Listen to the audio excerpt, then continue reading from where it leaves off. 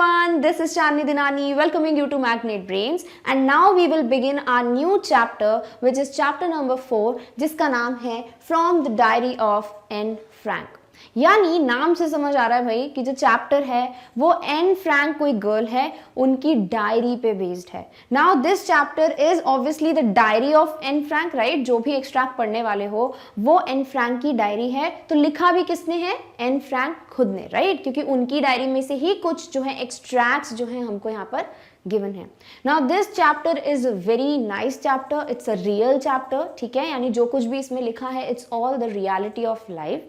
अब इस चैप्टर में हम देखने वाले हैं कि ये जो हमारी मेन कैरेक्टर है Anne Frank, she is around I think she was of 15 years कि जब उनकी डेथ हो गई। बिकॉज जो ये जहाँ पे रहती थी वहाँ पर नाजीज का एक तरीके से रूल आ चुका था। नाजीज वर द वन जो कि जूइश पीपल को पसंद नहीं करते थे, they used to ill treat them, ठीक है। तो ये ही जूइश पीपल जो है उनमें कौन आती है? हमारी एन फ्रैंक, क्योंकि एन फ्रैंक भी क्या है? One of the Jewish people, ठीक है।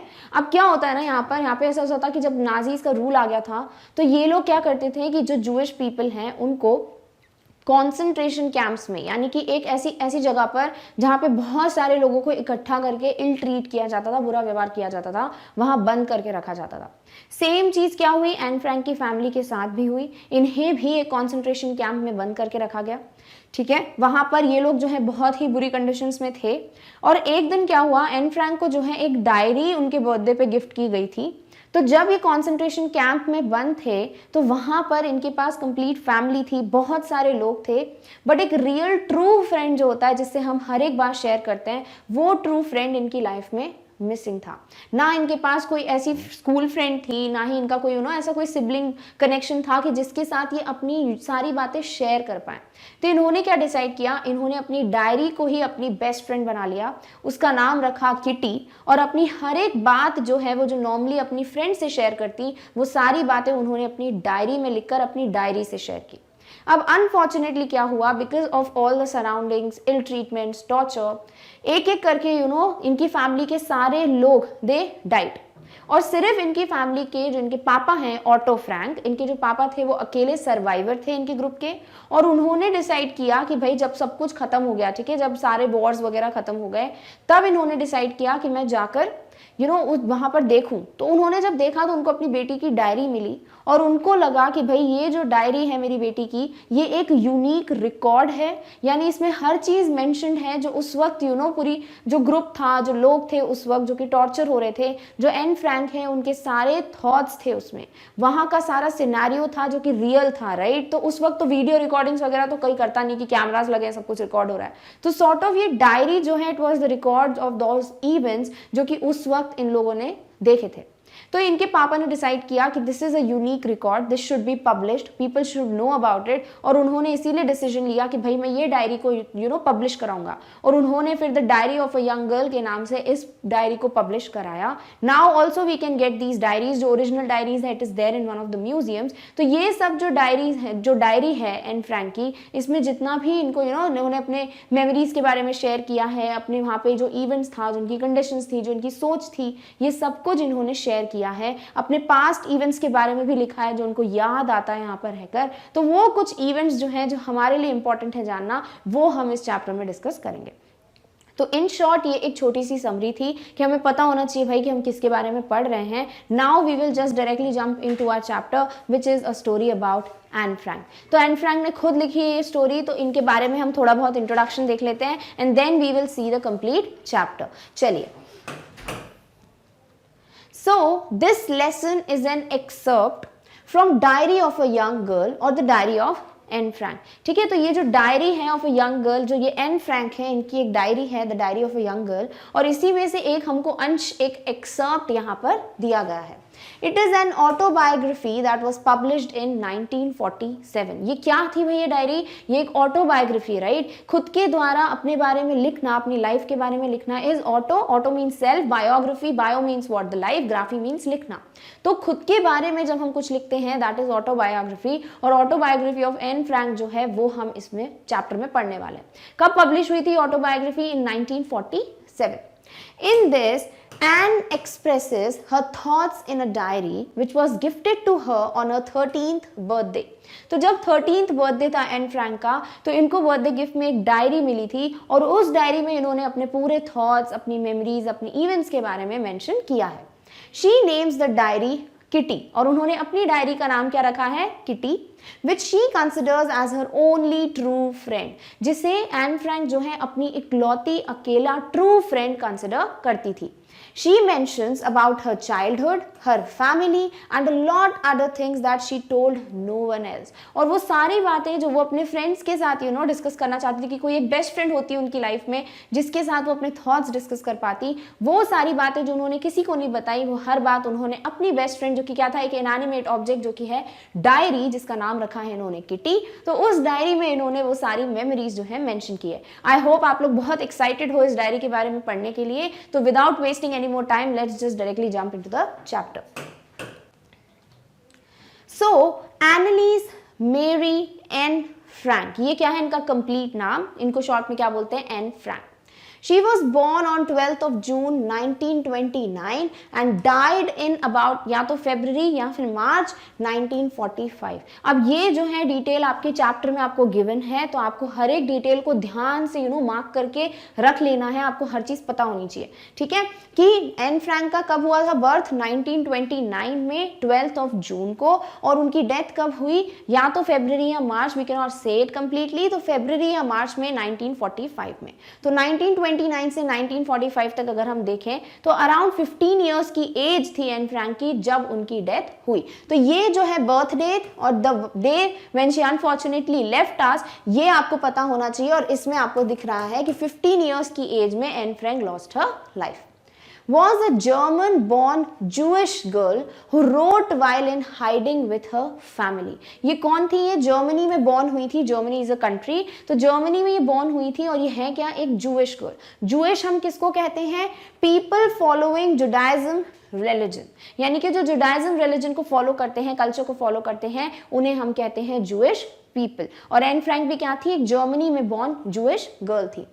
Who wrote while, कब लिखा है उन्होंने डायरी में? जब वो छुपे हुए थे, while hiding with her family and 4 friends in Amsterdam during the German occupation of the Netherlands in World War II. तो जब वर्ल्ड वॉर चल रहा था उस वक्त, जब ये जो जर्मन लोग थे, ठीक है, उनका ऑक्यूपेशन यानी ऑक्यूपाई करना, काम की बात नहीं हो रही, यानी किसी चीज पे हक जमाना, तो ये जो है एक तरीके से हक जमा रहे थे नीदरलैंड्स में. तब एम्स्टरडैम में इनकी फैमिली के साथ एन फ्रैंक और अपने 4 फ्रेंड्स के साथ ये यहाँ हाइड करके रह रहे थे.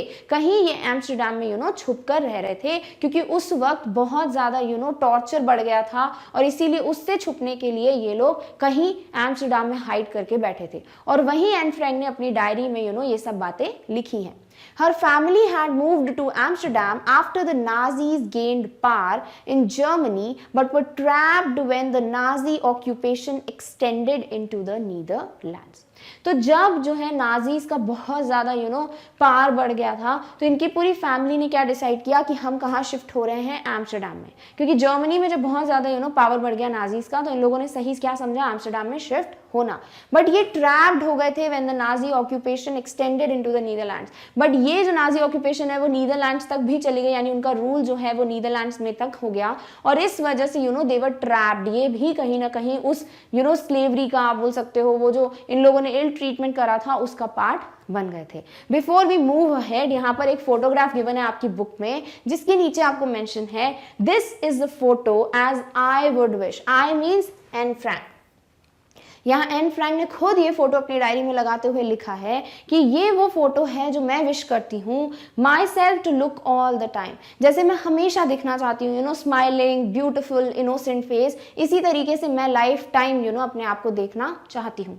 Then I would maybe have a chance to come to Hollywood. और मे बी ये ह्यूमरस वे था या उनका ये ड्रीम था कि वो बोल रही हैं कि अगर मैं ऐसी ही दिखूंगी लाइफ टाइम, तो क्या पता मुझे एक बार हॉलीवुड में एज एन एक्ट्रेस का काम मिल जाए. तो this was something which is very touchy and we can connect with it. She is such a beautiful innocent looking girl, और वो यही सोचती थी कि मैं ऐसी ही दिखूं lifetime, so that what if one day I become actress in a Hollywood. Clear? चल रही है, आगे बढ़ते हैं.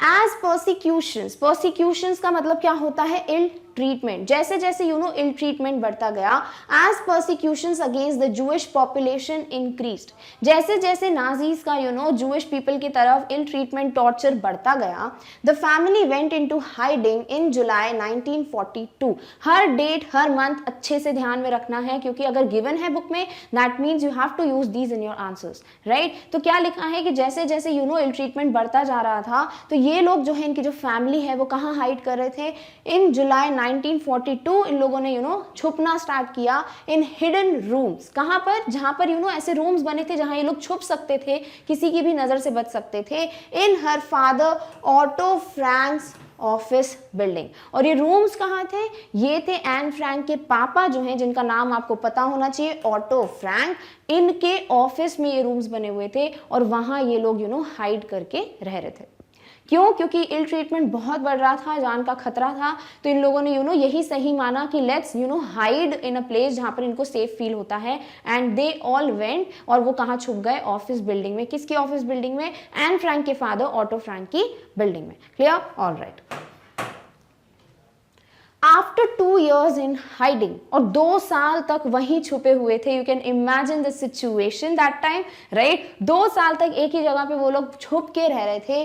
The group was betrayed and transported to the concentration camp. क्या लिखा है यहाँ पर, फिर क्या हुआ ना, बीट्रेड यानी कि इन पूरे ग्रुप को, जितने भी लोग, एन फ्रैंक, उनकी फैमिली, 4 फ्रेंड्स जो मेंशन किया है, ये सब जहां छुपे हुए थे, ये पूरा का पूरा ग्रुप जो है वो पकड़ा गया और इनको फिर कॉन्सेंट्रेशन कैंप्स में जाके रख दिया। Now what is a concentration camp, a place in which large number of people are deliberately imprisoned in a relatively small area. यानी एक छोटे से एरिया में, एक छोटी सी जगह पे जानबूझ के डेलिबरेटली बहुत सारे लोगों को यू नो इकट्ठा करके वहां रख देना, उसे हम कहते हैं कि वो जगह कहलाती है कॉन्सेंट्रेशन कैंप। यहां हम वन ऑफ द पिक्चर्स देख सकते हैं जो उस टाइम की है। This was a kind of concentration camp जहां बहुत सारे लोगों को यू नो एक जगह पर बंदी बना के रखा जाता था, और क्योंकि इनका पूरा ग्रुप पकड़ा गया तो उनको भी वहां कॉन्सेंट्रेशन कैंप सिस्टम जो था वहां पर रख दिया।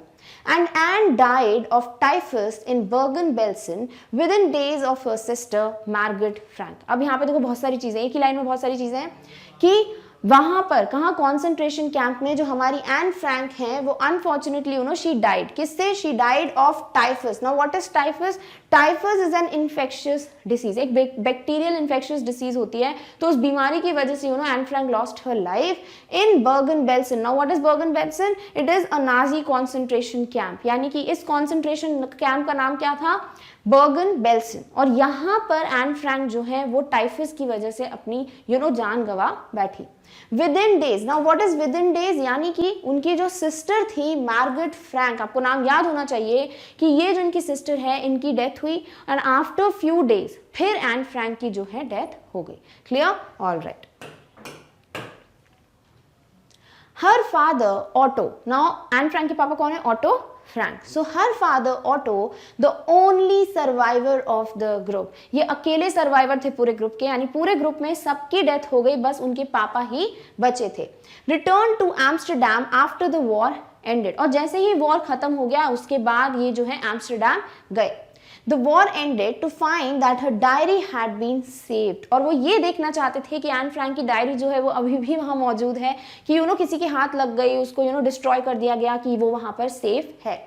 Convinced that it was a unique record, he took action to have it published. But finally उनको वो डायरी वहाँ मिल गई, और उनने जो है अपने आप को यू नो जब डिस्कस अपने आप से यू नो एनालाइज करते हैं अपन, तो वो चीज़ पे फिर वो इस यू नो रिजल्ट पे पहुंचे कि डेफिनेटली ये जो डायरी है ये एक यूनिक रिकॉर्ड है, एक अलग सा रिकॉर्ड है, तो मैं चाहता हूँ कि भाई मैं इसको पब्लिश करूँ, और उन्होंने ये डिसीजन लिया कि let's publish it in English under the name the diary of a young girl. और इसको इंग्लिश में पब्लिश किया गया, ये ओरिजिनली दूसरी लैंग्वेज में लिखी गई थी और इसको इंग्लिश में पब्लिश कराया गया ताकि हर कोई समझ पाए, और उस डायरी का नाम रखा गया the diary of a young girl. तो आपको पता होना चाहिए what was the name of the book published, it was the diary of a young girl which is the diary of Anne Frank. Clear, all right. The diary was given to Anne Frank for her 13th birthday and chronicles the events of her life from 12th June 1942 until its final entry on 1st August 1944। क्या लिखा है कि ये जो diary है वो Anne Frank को as a 13th birthday gift दी गई थी,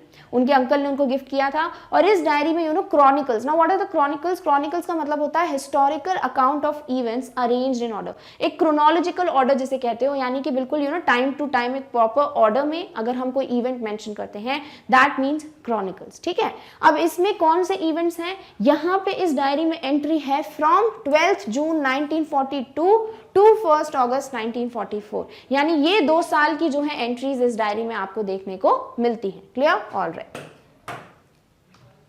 Writing in a diary is a really strange experience for some like me। अब यहाँ एन फ्रैंक खुद बोल रही है, मी कौन है यहाँ पर? एन फ्रैंक खुद, because she is herself the writer of the diary, कह सकते हो she is the one who is narrator। तो यहाँ मी, आई, जो भी फर्स्ट पर्सन होंगे वो सब एन फ्रैंक को डिनोट कर रहे हैं। क्या लिखा है कि भाई डायरी में लिखना, ऐसा लगता है कि क्या है डायरी में तो लिखना नॉर्मली, बट लिखना इन अ डायरी, वो भी प्रॉपर वे में, पूरे डे को समराइज करना इन अ डायरी थोड़ा सा स्ट्रेंज होता है, थोड़ा अजीब लगता है फॉर समवन लाइक मी। यानी एन फ्रैंक को लगता है मेरे जैसा अगर कोई डायरी में लिखना स्टार्ट करेगा तो बहुत स्ट्रेंज फीलिंग आएगी। Not only because I have never written anything before, but also because it seems to me that later on, neither I nor anyone else will be interested in the musings of 13-year-old schoolgirl। अब यहाँ Anne Frank बोलते हैं कि मुझे ऐसा नहीं लगता कि भाई डायरी में लिखना स्ट्रेंज है, क्योंकि मैंने कभी डायरी एंट्री की नहीं, कभी डायरी में लिखा नहीं, बट मुझे लगता है कि भाई अगर ये डायरी कोई जो है ना किसी को मिलेगी तो कोई इंटरेस्टेड नहीं होगा मेरी डायरी को पढ़ने में, यानी कोई इंटरेस्टेड नहीं होगा एक 13-year-old की बच्ची की क्या musings. Now what are musings? Thoughts. ठीक है, किसी का व्यू पॉइंट, उसे हम कहते हैं म्यूजिंग्स। तो एक 13 साल की बच्ची, एक 13-year-old बच्ची की कोई भी थॉट्स पढ़ना क्यों इंटरेस्टेड होगा, राइट? कि वो छोटी बच्ची क्या लिखेगी। तो ये सारे थॉट्स जो है एन फ्रैंक के दिमाग में आ रहे थे कि डायरी लिखना थोड़ा स्ट्रेंज है, क्योंकि मुझे लगता है कोई भी इंटरेस्टेड नहीं होगा मेरी डायरी पढ़ने में। Oh, well, it doesn't matter. I feel like writing. And I have an even greater need to get all kinds of things off my chest। क्या लिखा है यहाँ पर कि भाई नहीं, रहने दो, इट डजेंट मैटर। पहले उनको क्या लगता है कि यार क्या क्या करूँ मैं लिख के, डायरी कोई पढ़ेगा ही नहीं, बट उनको लगता है इट डजेंट मैटर कोई मेरी डायरी पढ़े या ना पढ़े, पर मुझे डायरी में लिखना है। क्यों? क्योंकि मैं चाहती हूँ कि अब ये राइट टाइम है कि मैं हर एक चीज़ को I just take the kind of things off my chest. Now what is off my chest? यानी कि relieve one's mind by confessing. जब हम बोलते हैं ना हमारा बोझ है, वो बोझ हल्का, जिसे आप हिंदी में कहते हो, उसे हम कहते हैं ऑफ माई चेस्ट। ठीक है, तो यहाँ पर जो एन फ्रैंक है वो डिसाइड करती है भाई मेरे दिमाग में इतनी चीज़ें चल रही हैं, इतना ज़्यादा मेरे थॉट्स रन कर रहे हैं, वो थॉट्स मैं एक डायरी में लिखकर अपने आप को थोड़ा बहुत रिलैक्स करना चाहती हूँ। Paper has more patience than people, ये बहुत ब्यूटीफुल लाइन है आपके चैप्टर में जो कि एन फ्रैंक ने लिखी है कि एक पेपर में एक इंसान से ज़्यादा पेशेंस होता है। यानी इसका मतलब है कि एन फ्रैंक अगर अपनी सारी बातें ये जो थॉट्स थे वो किसी इंसान के साथ शेयर करती, हो सकता था वो सामने वाला एक दिन टायर्ड हो जाता, सुन के उसको लगता कि ये leave it, now I don't want to listen to it. But paper जो है डायरी में वो कभी मना नहीं करेगा, राइट? क्यों? क्योंकि it's a what, non living thing. तो पेपर पे कितना भी लिख लो वो कभी भी थकेगा नहीं आपकी बातें सुन के। तो यहाँ इसलिए एनी फ्रैंक का मानना है कि बिल्कुल डेफिनेटली पेपर में ज्यादा पेशेंस होता है, ज्यादा धीरज होता है as compare to a human being. I thought of this saying on one of those days when I was feeling a little depressed and was sitting at home with my chin in my hands, bored and listless, wondering whether to stay in or go out। तो Anne Frank बोलती है मैंने ये line तब लिखी है जब मैं अपने घर पे बैठी हुई थी और उस दिन मैं बहुत ज़्यादा सैड थी, डिप्रेस थी। कैसे बैठी हुई थी? ये अपने घर पे बैठी थी, चिन इन माय हैंड्स, यानी ऐसे बैठते ना, हम ऐसे करके बैठते हैं जब सोचते रहते हैं, राइट? तो वो जो जेस्चर है, जो पोस्चर है, इसका मतलब ये होता है कि she was very sad, she did not had anything to do. जब ऐसा होता है ना कि कुछ नहीं करने को बहुत बुरा लगता है, सेम सिचुएशन एन फ्रैंक की इस वक्त थी। एंड लिस्टलेस मतलब with no energy for interest, यानी कुछ भी करने का जब इंटरेस्ट नहीं होता उसे हम कहते हैं लिस्टलेस, यानी पता ही नहीं क्या करें। तो वो जो है यही सोच रही थी कि भाई मैं घर में रहूं या बाहर जाऊं, और उस वक्त वो ये डायरी एंट्री लिख रही है। I finally stayed where I was brooding. और उन्होंने डिसाइड किया कि रहने दो, मैं जहां बैठी हूं मैं वहीं बैठी रहूंगी. Brooding. Brooding means what? Engaged in or showing deep thought about something that makes one sad, angry or worried. जब हम बैठ के ऐसी चीजें सोचते रहते हैं, बिल्कुल और जो बोलते हैं ना एक्स्ट्रा थॉट्स आते हैं हमारे दिमाग में, ओवर थिंक करते हैं चीज़ों के लिए, जिसकी वजह से या तो हम बहुत ज़्यादा दुखी हो जाते हैं, बहुत ज़्यादा टेंशन में आ जाते हैं, बहुत ज़्यादा गुस्से में आ जाते हैं. उस वक्त एन फ्रैंक जो है यही कर रही थी. वो कुछ चीज़ें सोच के बहुत ज़्यादा सैड हो रही थी, डिप्रेस्ड फील कर रही थी. अब वो उनने क्या लिखा है देखिए डायरी एंट्री में. Yes, paper does have more patience, and since I am not planning to let anyone else read this stiff-backed notebook, grandly referred to as a diary, unless I should ever find a real friend, it probably won't make a bit of difference. क्या लिखा है भाई कि बिल्कुल मुझे लगता है paper में क्या है, ज़्यादा पेशेंस है. ठीक है, किसी भी इंसान से ज़्यादा पेशेंस किस में है, पेपर में.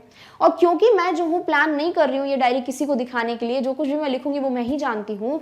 Anyone else read this stiff bagged notebook. Stiff bagged notebook यानी बिल्कुल बंद करके रखी नोटबुक, यानी एक बंद सी छोटी सी नोटबुक को कोई जो है पढ़ने वाला नहीं है, ये मेरा डिसीजन है. Refer to as a diary, जिसे हम क्या कहते हैं, डायरी. यानी उनके हिसाब से डायरी की डेफिनेशन क्या होती है, स्टिफ बैग्ड, यानी जिसका कवर जो है बहुत हार्ड होता है. डायरी के कवर्स कैसे होते हैं, बहुत ज्यादा मोटे होते हैं, हार्ड होते हैं. तो वो बोलती है स्टिफ बैग्ड कवर नोटबुक जो होती है, जिसको हम क्या कहते हैं, हम कहते हैं डायरी, जिसे बहुत बड़े उस लेवल पे क्या कहा जाता है, diary. Unless I find a real friend, जब तक मैं अपने कोई रियल फ्रेंड को नहीं ढूंढ लेती हूँ, कोई मेरा बेस्ट फ्रेंड नहीं मिल जाता मुझे, तब तक मैं ये बातें किसी को भी पढ़ने नहीं दूंगी. It probably won't make a bit of difference है. और मैं यहाँ पे अब कुछ भी लिखूं उससे किसी को कोई फर्क नहीं पड़ने वाला, क्योंकि ये सारे थॉट्स सिर्फ मैं और मैं ही पढ़ने वाली हूँ. Clear? All right. Now I am back to the point that prompted me to keep a diary in the first place. I don't have a friend. अब यहाँ हम सोच रहे होंगे ना कि पता नहीं ऐसी सिचुएशन में उन्होंने क्यों चूज किया कि भाई डायरी लिखनी है. तो एन फ्रैंक ने यहाँ पर बताया है कि अब जो हूँ मैं वापस से उस पॉइंट पे आ गई. यानी वो थोड़े टाइम के लिए सैड हो गई थी, सोच रही थी कोई पढ़ेगा कि नहीं पढ़ेगा डायरी. फिर वो जो है उस थॉट पे वापस आ गई कि अब मुझे समझ आ गया है वो जो प्रॉम्प्टेड मी यानी कि मेड मी, यानी अब वो जो थॉट था जिसकी वजह से मैंने डिसीजन लिया था कि मुझे डायरी रखनी है, वो थॉट है कि मेरे पास कोई रियल फ्रेंड नहीं है, और इस वजह से मैं अब एक डायरी में अपने थॉट्स लिखने वाली हूँ. Let me put it more clearly. Anne Frank कहती है कि मुझे और थोड़ा स्पष्ट रूप में, थोड़ा क्लियर रूप में आपको बताना चाहिए. Since no one will believe that a 13-year-old girl is completely alone in the world. क्योंकि देखो कोई बिलीव नहीं करने वाला कि कोई 13 ईयर की बच्ची, जो इतनी छोटी बच्ची है, वो अकेली होगी वर्ल्ड में, राइट. हर 13 साल के बच्चे के पास क्या होती है, फैमिली होती है, फ्रेंड्स होते हैं, तो कोई ना कोई होता है. अ 13-year-old kid is never alone. तो यहाँ एन फ्रैंक भी ये लिख रही है कि nobody is gonna believe me and I am not, और मैं अलोन हूँ भी नहीं. एन फ्रैंक बोलती है मैं बिल्कुल अकेली हूँ भी नहीं. आई हैव लविंग पेरेंट्स, मेरे पास बहुत प्यार करने वाले मेरे मम्मी पापा हैं. एंड अ 16-year-old सिस्टर, और उनकी सिस्टर कितनी है भाई, 16-year-old है. ठीक है. And there are about 30 people I can call friends, और उनके साथ और कितने लोग वहां पे छुप के बैठे थे, 30 पीपल. और वो बोल रही है मैं बोल सकती हूँ, आई कैन. ठीक है, मैं इन लोगों को अपना फ्रेंड्स कह सकती हूँ. I have a family, loving aunts and a good home. मेरे पास एक फैमिली है, मेरे पास मुझे बहुत प्यार करने वाले आंट्स हैं, और मेरे पास एक बहुत अच्छा घर है. No, on the surface I seem to have everything except my one true friend. तो ऊपरी तौर से तो ऐसा लगता है सरफेस पे कि मेरे पास सब कुछ है, बट मेरे पास वो एक ट्रू फ्रेंड, एक बेस्ट फ्रेंड नहीं है. All I think about when I with friends is having a good time. और मेरे हिसाब से अगर फ्रेंड्स के साथ हम होते हैं, इसका मतलब होता है हम बहुत अच्छा टाइम स्पेंड कर रहे हैं. हमारा जो टाइम स्पेंड हो रहा है, that is the best time of our life. तो अगर मैं वो टाइम जो हूँ फील नहीं कर पा रही हूँ, वो अच्छी वाली फीलिंग मुझे नहीं आ रही है when I am spending my time right now, इसका मतलब मेरे पास एक ट्रू फ्रेंड नहीं है. I can't bring myself to talk about anything but ordinary everyday things. अब मैं जो हूँ हर एक चीज़ तो नहीं बोल सकती इसमें, बट मैं जो नॉर्मल ऑर्डिनरी चीज़ें हैं मेरी लाइफ की उसके बारे में बात कर सकती हूँ. We don't seem to be able to get any closer and that's the problem. और हम जो है ऑब्वियसली मेरे पास सब है, फैमिली है, आंट्स हैं, घर है, लोग हैं, बट कहीं ना कहीं हम उस क्लोज रिलेशन में नहीं है कि मैं हर एक बात उनसे शेयर कर सकूं. Maybe it's my fault that we don't confide in each other. हो सकता है भाई मेरी गलती है दैट वी डोंट कन्फाइड, यानी to tell personal things privately to a person that one trust, यानी कि वो मेरी गलती हो सकती है शायद कि मैं जो हूँ इन लोगों को अपनी खुद की पर्सनल बातें नहीं बता रही हूँ, तो may be it's my fault और मुझे लगता है मेरे पास कोई ट्रू फ्रेंड नहीं है. In any case, that's just how things are and unfortunately they are not liable to change. वो बोल रही है रीजन कुछ भी हो, भले मेरे पास बेस्ट फ्रेंड है या नहीं है, या मेरी गलती है कि मैं बेस्ट फ्रेंड जो है अपने समझ नहीं पा रही हूँ लोगों को जो मेरे साथ हैं, बट कोई भी सिचुएशन हो, यही अनफॉर्चुनेटली रियल सिचुएशन है और ये रियलिटी चेंज नहीं होगी. This is why I have started the diary, और इस वजह से मैंने डायरी लिखना स्टार्ट किया है. तो इस पूरे पोर्शन में आपको क्वेश्चन आ सकता है कि why did Anne Frank decided to write a diary. ठीक है, तो आपको पूरा उन्होंने डिस्क्रिप्शन दे दिया है कि उनके हिसाब से उनको क्यों लगता है कि उनका कोई ट्रू फ्रेंड नहीं है और इसीलिए उन्होंने डायरी लिखने का डिसीजन लिया. To enhance the image of this long awaited friend in my imagination, I don't want to jot down the facts in this diary the way most people would do, but I want the diary to be my friend and I am going to call this friend Kitty. और उन्होंने finally बोला कि जैसे कि मेरे दिमाग में बहुत टाइम से इमेज है कि वो मेरा जो ट्रू फ्रेंड होगा या होगी इन माई लाइफ, तो वो इमेजिनेशन जो है सोच सोच के मैं अब इस डायरी में हर चीज़ वैसे तो नहीं लिखूंगी जैसे नॉर्मली लोग लिखते हैं, राइट. नॉर्मली लोग क्या करते हैं, अपने पूरे दिन का शॉर्ट में एक रूटीन लिख देते हैं, राइट. तो कुछ कुछ एक प्री ऑलरेडी डिसाइडेड मैनर होता है जिसमें डायरी में हम लिखते हैं. तो यहाँ एन फ्रैंक बोलती है भाई मैं वैसे तो नहीं लिखूंगी, बट मैं जो हूँ जो भी सोच रही हूँ उस वक्त उस तरीके से मैं लिखूंगी जैसे मैं अपनी फ्रेंड से बात कर रही हूँ. ठीक है, तो जो वो अपने फ्रेंड से बातचीत करना चाहेंगी वही वो डायरी में लिखेंगी, और उन्होंने अपनी डायरी को नाम भी दे दिया, वो है kitty. Clear? Alright. Since no one would understand a word of my stories to Kitty if I were to plunge right in. बोल रही हैं कि मैं जो हूँ कुछ भी लिखूंगी अगर डायरी में डायरेक्टली जंप इन करूंगी अभी वाली सिचुएशन में, तो कहीं ना कहीं लोग जो हैं वो समझ नहीं पाएंगे. प्लंज यानी जंप और डाइव क्विकली, यानी एन फ्रैंक अगर डायरेक्टली अभी वाली सिचुएशन के बारे में लिख देती हैं डायरी में तो कहीं ना कहीं लोग कंफ्यूज हो जाएंगे, राइट. तो थोड़ा इंट्रोडक्शन तो लिखना पड़ेगा उनको. I would better provide a brief sketch of my life, much as I dislike doing so. वो बोल रही है कि मैं एक शॉर्ट में अपनी लाइफ का स्केच यानी कि अपनी लाइफ के बारे में थोड़ा बहुत बता देती हूँ ताकि आपको आइडिया हो जाए कि आप किसकी डायरी पढ़ रहे हो, बट ये चीज़ करना मुझे बिल्कुल नहीं पसंद, यानी उनको अपनी लाइफ के बारे में डिस्कस करना पसंद ही नहीं है क्योंकि कुछ अच्छा हो ही नहीं रहा था. जो सिचुएशन वो फेस कर रही थी लाइफ में, वो सिचुएशन की वजह से she never liked to talk about her life. My father, the most adorable father I have ever seen, did not marry my mother until he was 36 and she was 25. तो आपको यहाँ पता होना चाहिए कि एन फ्रैंक बोल रही हैं कि उनके हिसाब से उनके पापा सबसे अडोरेबल, सबसे अच्छे पापा थे. जितने भी उन्होंने लाइफ में फादर्स देखे लोगों के, उनके हिसाब से उनके पापा वाज द बेस्ट फादर. और उन्होंने अपनी जो उनकी जो मम्मा है एन फ्रैंक की, उनसे शादी कब की, जब वो खुद 36 के थे और उनकी जो वाइफ यानी एन फ्रैंक की मम्मा है वो 25 की थी. तो आपको पता होना चाहिए एन फ्रैंक के पापा वॉज 36 एंड मम्मा was 25 when they got married. My sister Margot was born in Frankfurt in Germany in 1926. और इनकी सिस्टर जो है जिसका नाम है मार्गॉट, जो कि फ्रैंकफर्ट में पैदा हुई थी, जो एक जर्मनी की जगह है, वो कहाँ कब पैदा हुई थी? in 1926. I was born on 12 June 1929. और 3 सालों का जो है डिफरेंस है दोनों बच्चों में. तो ये जो है इनकी बड़ी सिस्टर, वो उनसे 3 साल एल्डर सिस्टर है. एंड आफ्टर 3 years खुद एन फ्रैंक जो है उन्होंने she was born on 12th of June 1929. Now let's see कि आगे भाई क्या होता है. So you have to be clear with what, with the dates कि भाई 3 साल बड़ी है उनकी जो मम्मा, जो उनकी बहन है, और वो 3 साल बाद पैदा हुई थी एन फ्रैंक. कब? 12 जून 1929 को. उनके पापा वॉज 36, मम्मा was 25 when they got married. तो ये सारी चीजें आपको ध्यान में रखनी है when you are watching this story. Clear? All right. I lived in Frankfurt until I was 4. फिर वो बता रही है कि जब तक मैं 4 साल की थी तब तक मैं फ्रैंकफर्ट में रही. My father emigrated to Holland in 1933. एमिग्रेटेड का मतलब क्या होता है? जब हम एक जगह से दूसरी जगह चले जाते हैं बाहर, ठीक है, तो वो होता है एमिग्रेट. तो एमिग्रेट यानी कि इनके पापा जो हैं वो कहाँ से? फ्रैंकफर्ट जर्मनी से हॉलैंड चले गए. कब? in 1933. My mother Edith Hollander Frank. अब आपको ये नाम पता होना चाहिए. पापा का नाम क्या है? Otto Frank. बहन का नाम क्या है? Margot Frank. खुद का नाम क्या है? Anne Frank. और मम्मा का नाम क्या है? Edith Hollander Frank. ठीक है. Went with him to Holland in September. और ये कब शिफ्ट हो गए भाई? मम्मा पापा दोनों हॉलैंड में सितंबर में. while Margot and I were sent to Aachen to stay with our grandmother. और इनकी जो बड़ी सिस्टर है मार्गरेट फ्रैंक और ये खुद एन फ्रैंक जो है इनको आचन में, जो कि क्या है, Aachen is a city in Germany, वहां पर इनकी ग्रैंड मदर के पास जो है इनको भेज दिया.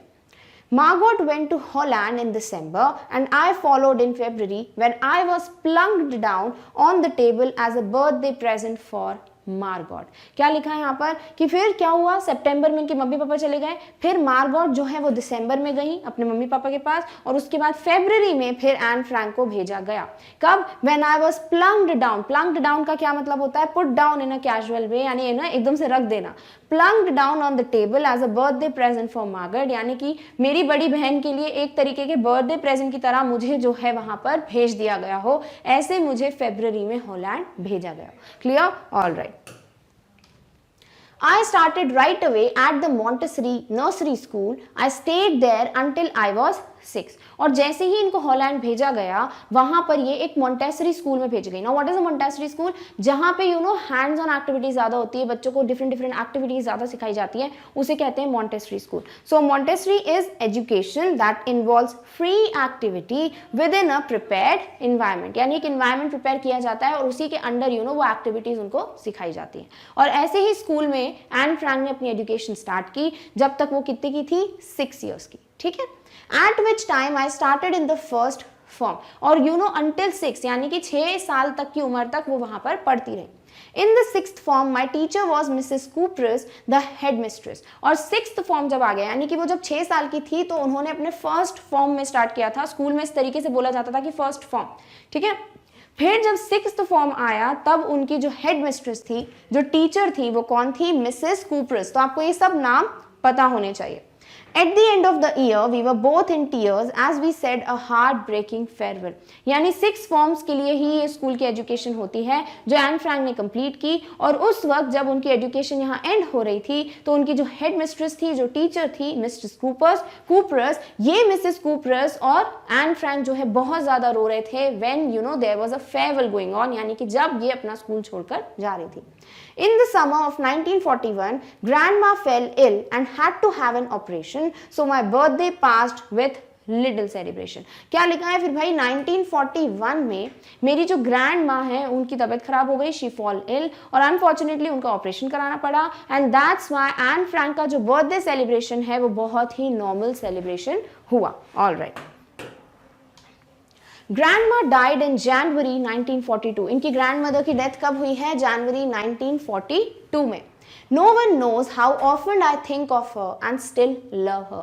किसी को भी नहीं पता, उन्हें ऐसे लिखा है डायरी में कि कोई कभी ऐसा नहीं सोच पाता या कभी किसी ने ऐसे सोचा नहीं कि मैं उनसे कितना ज़्यादा प्यार करती हूँ और मैं उन्हें बहुत ज़्यादा याद करती हूँ. तो एन फ्रैंक जो है वो अपनी ग्रैंड मदर को मिस करते हुए यहाँ पर मेंशन कर रही हैं कि she really loved her grand mother and she Mrs her more often.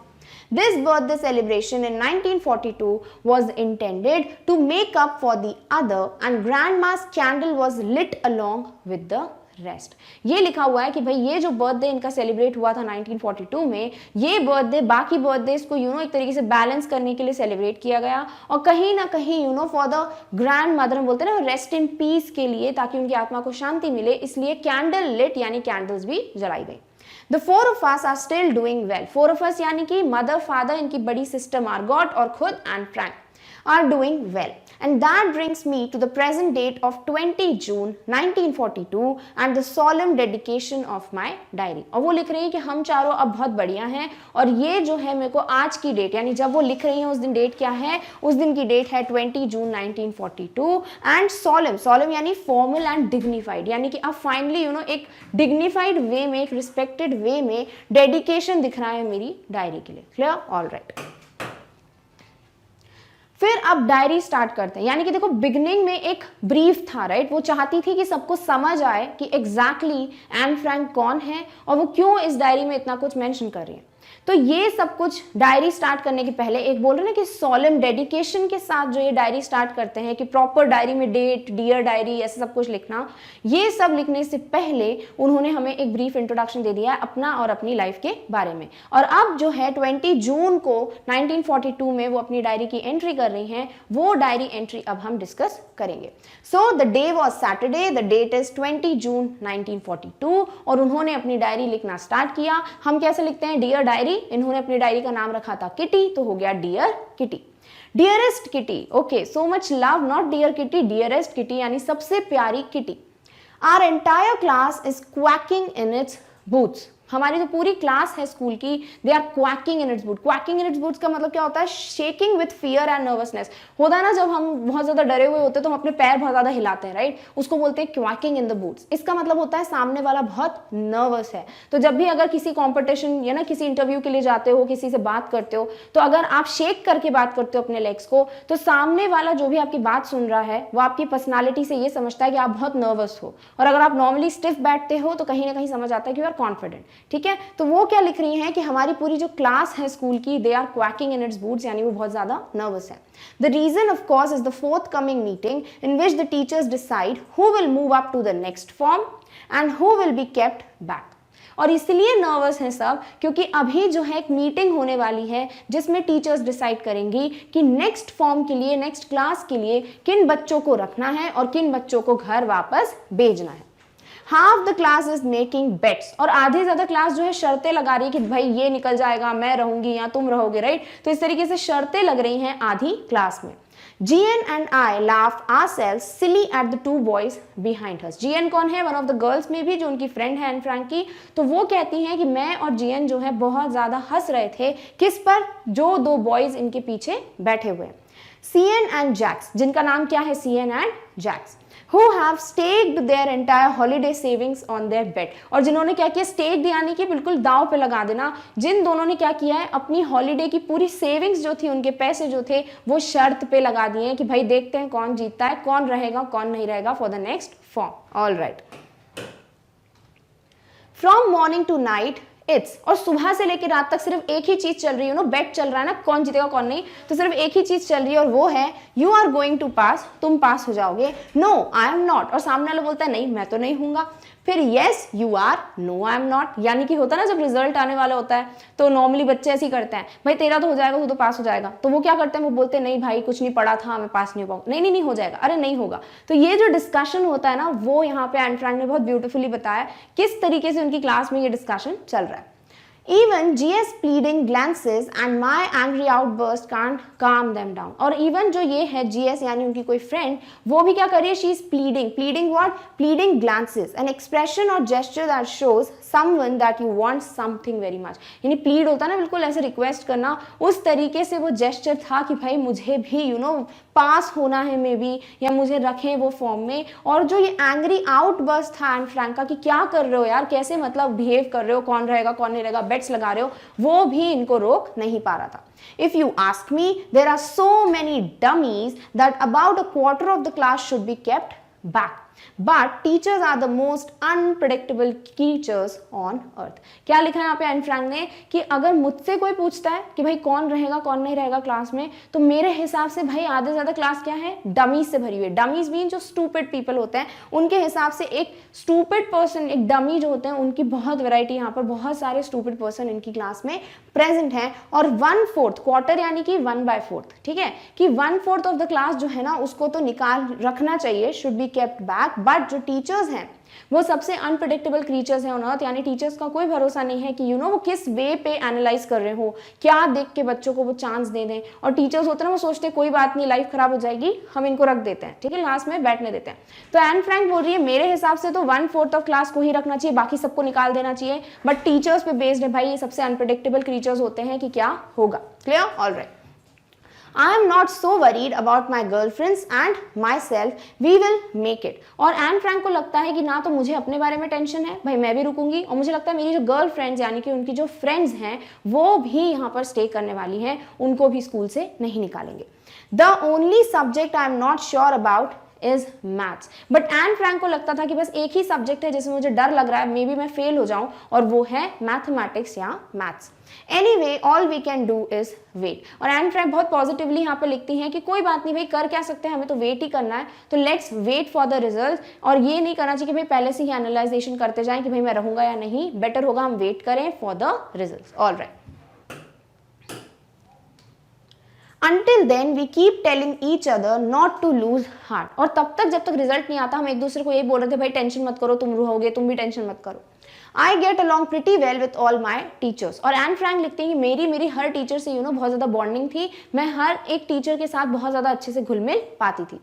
There are 9 of them, 7 men and 2 women। कितने टीचर्स हैं टोटल 9 टीचर्स हैं एन फ्रैंक के स्कूल में, जिसमें से 7 सर हैं, 7 मेन हैं और 2 टीचर्स, 2 मैडम्स, 2 women हैं।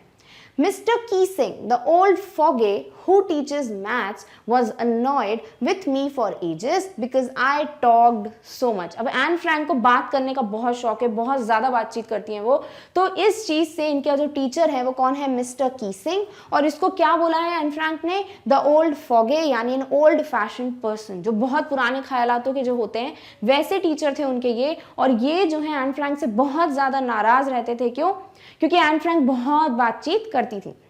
After several warnings, he assigned me extra homework, an essay on the subject, a chatterbox। और बहुत वार्निंग्स देने के बाद कि ये जो मिस्टर कीसिंग है वो एन फ्रैंक को बोलते थे कि भाई कम बात करो, you are very talkative, but Anne Frank जो है वो चेंज ही नहीं होती थी। तो फाइनली गिव अप करके इनकी टीचर ने क्या किया, इनको एक एक्स्ट्रा होमवर्क दिया कि तुम चैटर बॉक्स पे एक ऐसे लिखो। चैटर बॉक्स कौन होता है, जो बहुत बक बक बक बक बक करता है ना, उसको हम बोलते हैं कि ये क्या है, एक चैटर बॉक्स है। तो इस टॉपिक पे इनको एन फ्रैंक को एक ऐसे लिखने के लिए दिया गया। All right, a chatterbox, what can you write about that?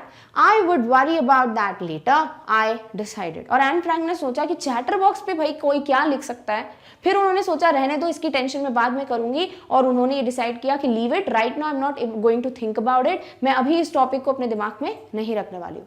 I jotted down the title in my notebook, और उन्होंने उसी वक्त जो है कॉपी में ये टाइटल जो है लिख लिया। जॉटेड डाउन मीन्स जल्दी से लिख लेना, तो उन्होंने क्या किया, इस टाइटल को अपने नोटबुक में लिख लिया। tucked it in my bag and tried to keep quiet। और उसको अपने बैग में रख दिया। tucked का मतलब क्या होता है, to place into something carefully.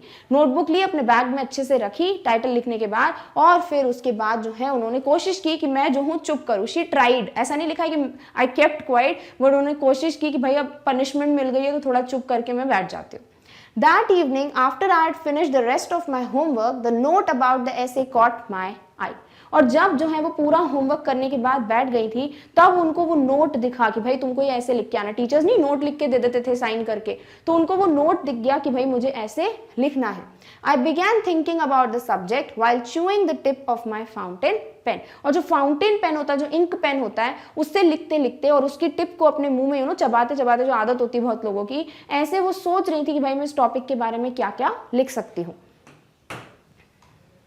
Anyone could ramble on and leave big spaces between the words, but the trick was to come up with convincing arguments to prove the necessity of talking.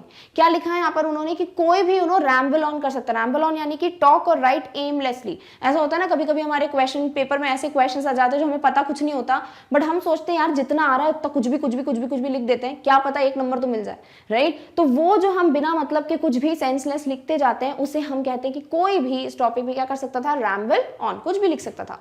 And leave big spaces, और ऐसा भी करते हैं ना कुछ लोग, words के बीच में बहुत ज्यादा गैप रख देते हैं, तो टीचर को लगता है वाह कितना बड़ा आंसर लिखा है। तो ऐसे जो है तरीके होते हैं लोगों के, अगर आंसर नहीं आता तो लिखने के। But the trick was, but जो रियल ट्रिक थी वो ये थी, to come up with convincing arguments, यानी a statement made in such a manner that people believe it, convince हो जाए, राइट। ऐसा आर्ग्यूमेंट, ऐसा स्टेटमेंट जिससे लोग कन्विंस हो जाए। तो ये ट्रिक थी भाई, कन्विंसिंग आर्ग्यूमेंट्स रखना चाहिए सामने, ताकि लोगों को लगे कि to prove the necessity of talking, यानी कि वो चाहती थी कि भाई चैटर बॉक्स में मैं ऐसा लिखूं कि जो भी पढ़े उसको समझ आए, भाई बोलने की बहुत ज़रूरत है, हमें बोलना तो अच्छी बात होती है। तो वो जो है इसके सपोर्ट में लिखना चाहती थी कि it's a good thing to be a chatterbox. I thought and suddenly I had an idea। और वो सोचती रही मैं क्या लिखूं, और फाइनली उनके दिमाग में एक आइडिया क्लिक हुआ। I wrote the 3 pages Mr. Kissing had assigned me and was satisfied. और फिर इन्होंने क्या 3 पेजेस लिख दिए पूरे इसके ऊपर, और ये जब उन्होंने अपने टीचर को दिया तो वो टीचर भी क्या हो गया, खुश हो गया, and he was satisfied with the answer. All right. I argued that talking is a student's trait and that I would do my best to keep it under control, but that I would never be able to cure myself of the habit since my mother talked as much as I did, if not more, and that there's not much you can do about inherited traits. क्या लिखा है उन्होंने, बहुत ही beautifully इन्हें reason दिया है कि भाई मेरे हिसाब से हर एक बच्चे का नेचुरल जो क्वालिटी होती है, जो ट्रेट होता है, कैरेक्टर होता है, वो होता है बातचीत करना। ठीक है, बच्चे मतलब बात करते हैं। फिर उन्होंने लिखा है बट मैं जो हूँ कोशिश करूंगी कि मैं कम बातचीत करूँ, कंट्रोल करूँ, बट मैं ऐसा प्रॉमिस नहीं कर सकती कि मैं बातचीत करना बिल्कुल बंद कर दूंगी। क्यों? क्योंकि मेरी मम्मा से मुझे ये हैबिट आई है। इनहेरिटेड का मतलब क्या होता है, derive genetically from one's parents और एंसेस्टर्स। जो हमारे बड़े बुजुर्गों से हमें क्वालिटीज आती है, हम बोलते नहीं मम्मी जैसा दिखता है, पापा जैसा दिखता है, ये अपनी मम्मी जैसा चलता है, राइट। तो ये जो क्वालिटीज आती है इनको हम कहते हैं inherited traits.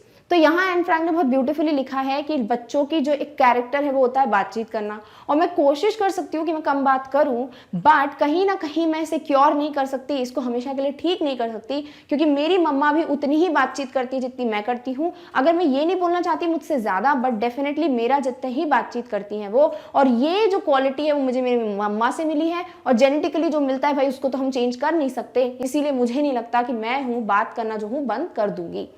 Mr. Keesing had a good laugh at my arguments। और ऑब्वियसली जैसे हमें हंसी आ रही है ये पढ़ते हुए, उनके जो टीचर हैं उनने भी जब ये पढ़ा कि कैसे ये अपने आंसर को सपोर्ट कर रही हैं, तो वो भी हंसने लगे। But when I proceeded to talk my way through the next lesson, he assigned me a second essay। But जैसे ही नेक्स्ट लेसन के लिए वो जाने लगी थी तो उनको एक और ऐसे पकड़ा दिया मिस्टर कीसिंग ने। चलिए उसका टॉपिक देखते हैं। This time it was supposed to be an incorrigible chatter box, और इस बार उन्होंने टॉपिक दिया कि इनकॉरिजिबल चैटर बॉक्स पर लिखो। और इनकॉरिजिबल का मतलब क्या होता है, not able to be changed और reformed. Very very funny, right, कि एन फ्रैंक ने खुद एक ह्यूमरस वे में इस आंसर को प्रेजेंट किया चैटर बॉक्स के ऊपर, और फिर इनके टीचर ने जब देखा तो इनके टीचर ने क्या किया, इनको एक और बोलते हैं ना मौके पे चौका मारना, उन्होंने भी इस तरीके का एक टॉपिक दे दिया जिसमें उन्होंने लिखा ऐसा चैटर बॉक्स जो कभी भी चेंज नहीं हो सकता, कभी अपने आप को रिफॉर्म नहीं कर सकता। I handed it in and mister Keesing had nothing to complain about for 2 whole lessons. ठीक है, फिर इसके बाद क्या हुआ, उन्होंने ले लिया भाई, लिख लिया जो भी लेसन वगैरह था। फिर 2 लेसन्स तक मिस्टर कीसिंग को कोई दिक्कत नहीं थी इनके साथ, और इनको कुछ भी नहीं बोला, किसको, एन फ्रैंक को। However during the 3rd lesson he had finally had enough. 2 lessons तक तो चलो ठीक है, उन्होंने सोचा कि बात कर भी रही है तो कुछ नहीं बोलना है, बातचीत कर रही है, एन फ्रैंक वो इग्नोर कर रहे थे। बट 3rd लेसन में वो कंट्रोल नहीं कर पाया, और वो उनकी इतनी ज्यादा टॉकेटिवनेस जो है उसको ले नहीं पा रहे थे।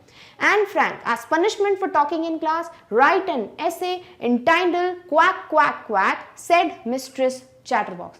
क्या लिखा है यहाँ पर कि जैसे ही उन्होंने 3rd लेसन में कंट्रोल नहीं कर पाया, उन्होंने गुस्से से एन फ्रैंक को क्या बोला कि एन फ्रैंक, क्योंकि आप क्लास में बहुत बातचीत कर रही हैं, इसीलिए आपको एक पनिशमेंट दी जाती है कि आपको ऐसे लिखना है एक टॉपिक पे जिसका नाम है quack quack quack, said mistress chatter box. यानी कि बिल्कुल उन्होंने बहुत ज्यादा इंसल्टिंग वे में एक टॉपिक दे दिया कि कभी चुप नहीं हो सकती ऐसी चैटर बॉक्स जो क्वैक क्वैक क्वैक तरीके के वर्ड्स यूज किए, और इस पे तुम जाके अब ऐसे लिखो। The class roared. I had to laugh too, though I had nearly exhausted my ingenuity on the topic of chatter boxes. अब पूरी क्लास हंस रही थी भाई, जिस तरीके का उनका टॉपिक था क्वैक क्वैक क्वैक, बड़ा ही ह्यूमरस था, तो पूरी क्लास जो है हंस रही थी। और एन फ्रैंक ने सोचा चलो मैं भी हंस लेती हूँ, और वो भी सोच रही थी, हंस रही थी। बट कहीं ना कहीं वो जो होता है ना एक इंटरेस्ट होता है टॉपिक में अबाउट चैटर बॉक्सेस, अब उनका वो इंटरेस्ट चला गया था, क्योंकि 3rd टाइम था भाई उनको सेम टॉपिक दिया जा रहा था। It was time to come up with something else, something original. और इस बार एन फ्रैंक ने सोचा भाई इस बार मैं एक ऐसा आंसर लिखूंगी जो कि थोड़ा ओरिजिनल हो, जो कि बिल्कुल डिफरेंट हो, ताकि इस बार मिस्टर कीसिंग जो है वो बिल्कुल मुझे बोलना बंद कर दें कि भाई तुम एक चैटर बॉक्स और ऐसे लिख के आओ। My friend Sane, who's good at poetry, offered to help me write the essay from beginning to end in verse and I jumped for joy. और इनके जो फ्रेंड थे जिसका नाम है सेन, उन्होंने इसको बोला कि भाई वो जो है पोइट्री में बहुत अच्छे थे, इनके जो फ्रेंड है पोएम्स वगैरह अच्छे से लिख लेते थे, तो उन्होंने बोला कि मैं तुम्हारी मदद करता हूँ और जो ये ऐसे है इसको वर्स में लिखते हैं। वर्स का मतलब क्या होता है? एक रिदम में, जो पोएटिक रिदम होती है ना, राइटिंग हैविंग अ राइम, तो एक ब्यूटीफुल रिदम में हम जो है इस टॉपिक को, इस ऐसे को लिखते हैं। और वो खुश हो गई and I jumped for joy, यानी she was so over excited. Mr. Keesing was trying to play a joke on me with this ridiculous subject, but I had make sure the joke was on him. और अब जो है इनको समझ आ गया था N Frank को कि भाई मिस्टर कीसिंग जो है इन टॉपिक्स को यूज करके मेरा ही मजाक उड़वा रहे हैं, कहीं ना कहीं मुझ पे ही जोक बनवा रहे हैं, बट अब मैं ऐसा ऐसे लिखूंगी ताकि उनके ऊपर ही ये जोक उल्टा पड़ जाए, यानी कि उनका ही एक जोक बन जाए।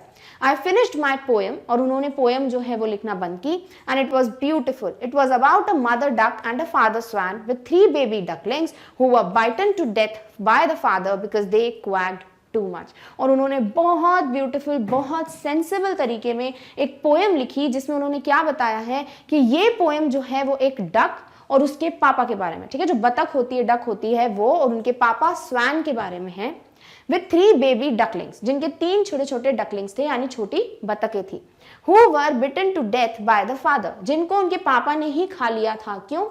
क्योंकि वो जो है बहुत ज्यादा क्वैक क्वैक करते थे। नाउ यहाँ पर बहुत ही ब्यूटीफुल मैसेज गिवन है, भाई डक्स हैं तो क्वैक क्वैक तो करेंगे ही ना, राइट? तो अगर वो क्वैक क्वैक कर रहे हैं और उसकी वजह से इनके पापा ने इनको खा लिया तो क्या हुआ? ये तो बेवकूफ़ी हुई। सेम चीज यहाँ पर एन फ्रैंक का कहना था कि क्योंकि हम बच्चे हैं तो ऑब्वियसली हम बातचीत तो करेंगे, अब उसके लिए अगर आप हमें रोकोगे तो फिर वो क्या हुआ? एक गलत चीज हुई। तो उन्होंने इस तरीके से इनडायरेक्टली सर को बताना चाहा कि जो चीज नेचुरल है, जो हमें करना अलाउड है, अगर आप उसको भी रोक रहे हो, उसके लिए बोल रहे हो कि भाई ऐसा क्यों कर रहे हो, तो वो बहुत अजीब बात हो गई। Clear? All right. Luckily mister Keesing took the joke right way, और लकीली ये था कि अच्छा है मिस्टर कीसिंग ऑफेंड नहीं हुए, बुरा नहीं मान गए कि भाई क्या बोला, और उन्होंने उस जोक को बिल्कुल सही तरीके से एक्सेप्ट किया। He read the poem to the class, adding his own comments and to several other classes as well. और फिर उन्होंने ये जो पोएम एन फ्रैंक की थी वो उस क्लास में भी पढ़ाई जिसमें वो पढ़ाते थे, सुनाई उनको पढ़ के, उसमें अपनी बातें भी ऐड की, कमेंट्स ऐड किए कि भाई ये अच्छा था, ये नहीं था, और उसके बाद ये पोएम जो है वो हर एक क्लास में सुनाने लग गए। Since then I have been allowed to talk and haven't been assigned any extra homework. और इसका फायदा क्या हुआ एन फ्रैंक को कि फाइनली उस दिन से कोई भी उनको बातचीत करने के लिए रोकता नहीं था और उनको अब कोई एक्स्ट्रा होमवर्क भी असाइन नहीं किया जाता था। On the contrary mister Keesing's always making jokes these days. और जब मिस्टर कीसिंग है वो इतने ओल्ड फैशन पर्सन थे, ओल्ड फॉगे बोला है उनको, बट फिर भी इसका क्या असर हुआ कि एन फ्रैंक को बातचीत करने के लिए अलाउ कर दिया गया और वो खुद भी अब डिफरेंट डिफरेंट जोक्स मारने लगे थे, वो भी एक बहुत चीयरफुल से टीचर बन गए थे। Yours and extracted from the diary of a young girl with slight adaptation. अब यहाँ क्या लिखा है? योर्स एंड, यानी कि डायरी एंड करते तो लिखते हैं ना तुम्हारी अपनी, तो इस तरीके से ये अपनी डायरी को बोल रही है कि तुम्हारी अपनी, एंड योर्स एंड, और फिर नीचे हमको दिया हुआ है कि भाई ये जो एक्सट्रैक्ट है डायरी का, ये the diary of a young girl से लिया गया है और थोड़ा बहुत इसमें एडेप्टेशन यानी कि थोड़ी बहुत जो है एडजस्टमेंट्स की गई है इस डायरी राइटिंग में। Clear? All right. So with this we come to an end of our topic which is the story the diary of Anne Frank। यानी आपको पूरा चैप्टर आई होप समझ आ गया है। बहुत इंटरेस्टिंग चैप्टर है, सिवाय कुछ डेट्स के, कुछ नाम के, आपको हर एक चीज़ बहुत अच्छे से समझ आ गई होगी क्योंकि वो डेट्स, वो नाम आपको खुद पढ़ पढ़ के मेमोराइज करने पड़ेंगे। तो वो चीज़ अगर हम रखते हैं अलग, तो उसके अलावा the story was very interesting. I had fun teaching you guys. I hope आपको भी बहुत मजा आया हो पढ़कर। तो पूरा चैप्टर भाई अच्छे से क्लियर है। अब जल्दी से इस पूरे चैप्टर की शॉर्ट में एक स्टोरी देख लेते हैं, यानी ये जो ब्यूटीफुल तरीके से डायरी एंट्री की है एन फ्रैंक ने। I am very much happy to read her diary entry. I hope आपको भी बहुत मजा आया होगा। अब इसे छोटी सी समरी में हम कंप्लीट करते हैं। So from the diary of Anne Frank, a 13-year-old schoolgirl, Anne Frank was under some depression and despair। वो बहुत ज़्यादा सैड थी, दुखी थी। क्यों? क्योंकि उनके पास कोई ट्रू रियल फ्रेंड नहीं था। She thought of the saying, paper has more patience than people. और इसी बात से हमें पता चलता है जब वो लिखती हैं कि एक पेपर में ज़्यादा पेशेंस होता है compare to the person, compare to any person, यानी किसी भी इंसान से वो इतनी बातें नहीं कर सकती हैं और वो पेशेंटली इतना नहीं सुनेगा जितना कि मेरी डायरी के पेपर्स सुनेंगे। Then she started writing a diary, but she was in need of a real friend and who could be more than a diary. और वो जो है डायरी में उन्होंने डिसीजन लिया, भाई मैं अपने जितने भी पॉइंट्स हैं, इवेंट्स हैं, वो डायरी में मेंशन करूंगी, बट कहीं ना कहीं उनको वो रियल, वो ट्रू फ्रेंड चाहिए था जो कि इस डायरी से भी ज़्यादा इंपॉर्टेंट होता। The writer explains that no one believed that the girl was alone in the world because she was not alone. Anne Frank बोलती हैं कि भाई कोई भी बिलीव नहीं करेगा कि मैं भाई इस पूरे वर्ल्ड में अकेली हूँ, क्योंकि मैं अकेली थी भी नहीं। She had her loving parents, a sister and 30 other people. उनके पास कौन कौन थे? उनके पेरेंट्स थे, लविंग सिस्टर थी और 30 और लोग थे। She had a decent family except her one true friend. With friends, one can have a good time. उनके पास एक प्रॉपर डिसेंट फैमिली थी जो हर एक बच्चे को चाहिए होती है, बट जो एक ट्रू फ्रेंड होता है वो उनकी कमी में, उनकी लाइफ में कमी थी। क्यों? क्योंकि एक ट्रू फ्रेंड के साथ आप अपनी सारी बातें शेयर कर सकते हो, और एन फ्रैंक के पास वो पर्सन नहीं था जिससे वो अपनी सारी बातें शेयर कर पाए। We can talk of ordinary things every day, but we won't get closer. यानी हम नॉर्मल बातें जैसे डे टू डे लाइफ में करते हैं वो तो हर किसी से कर सकते हैं, राइट? बट उससे हम क्लोज नहीं आते, यानी कि हम वो बॉन्डिंग शेयर नहीं करते हैं। Then, since the written facts cannot, even we cannot confide in one another, right? क्योंकि हम कनेक्ट नहीं कर सकते अगर हम जब तक वो बातचीत एक दूसरे से नहीं करें, अपनी पर्सनल बातें नहीं करें, तो वो जो पर्सनल अटैचमेंट होती है, वो जो पॉइंट होता है कि आप किसी से भी अपनी पर्सनल बातें शेयर कर सकते हो, वो यहाँ एन फ्रैंक बोल रही हैं कि मैं नहीं कर पा रही थी। Since the written facts cannot be changed, the writer started writing the diary. और क्योंकि ये facts जो है वो चेंज नहीं हो सकते, उनके पास ट्रू रियल फ्रेंड नहीं था तो नहीं था, इसीलिए उन्होंने डिसाइड किया भाई मैं तो अब डायरी में एंट्री करना स्टार्ट करूंगी। That was her everlasting friend. She called the friend Kitty, और यही उनकी फ्रेंड थी forever in the life. वो बेचारी unfortunately we lost her at a very young age, 15 years of age, but तब तक एटलीस्ट उनके पास एक ट्रू फ्रेंड था, और वो कौन था? उनकी diary kitty. Clear? All right. Next is Anne wrote that her father was the most adorable person. अब ये जो एन फ्रैंक है वो अपनी डायरी में बिगनिंग में क्या बोल देती है कि भाई मैं डायरेक्टली अगर जंप करूंगी इन द टॉपिक, राइट, कि किस तरीके से उसकी स्टोरी है, उससे पहले वो चाहती थी कि उनकी फैमिली का और खुद का एक बेसिक इंट्रोडक्शन वो दे दें, ताकि हम कनेक्ट कर पाए उनसे कि एन फ्रैंक कौन है। तो यहाँ वो बिगिन करती हैं अपने फादर के बारे में बताने से कि my father is the most adorable person, या मोस्ट अडोरेबल फादर, यानी उनके हिसाब से सबसे अच्छे अगर कोई फादर थे इस दुनिया में तो वो उनके पापा थे। At the age of 36, he got married to Anne's mother Edith. हमको पता है भाई, इन द स्टोरी हमने देखा है कि एन फ्रैंक के जो पापा हैं वो 36 ईयर्स के थे और मम्मा थी 25 ईयर्स की जब उन दोनों की मैरिज हुई। पापा कौन है भाई? Auto Frank. मम्मा कौन है? Edith Frank. Clear? In 1926 her sister Margot was born, और इनकी जो सिस्टर है, एन फ्रैंक दो सिबलिंग्स है, राइट, ये खुद और इनकी एक Elder sister.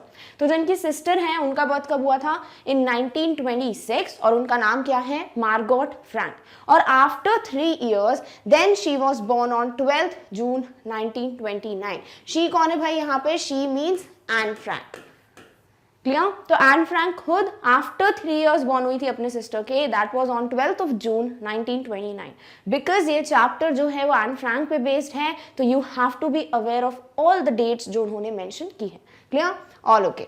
Then they lived in Germany, और वो लोग जो है फ्रैंकफर्ट में बॉर्न हुए थे। इन द चैप्टर हमने देखा है Frankfurt is a city in Germany, right? तो जर्मनी में ये लोग वहां पर रह रहे थे। Now in 1933 her father emigrated to Holland, और फिर 1933 में जो उनके पापा हैं वो हॉलैंड जो है शिफ्ट हो गए।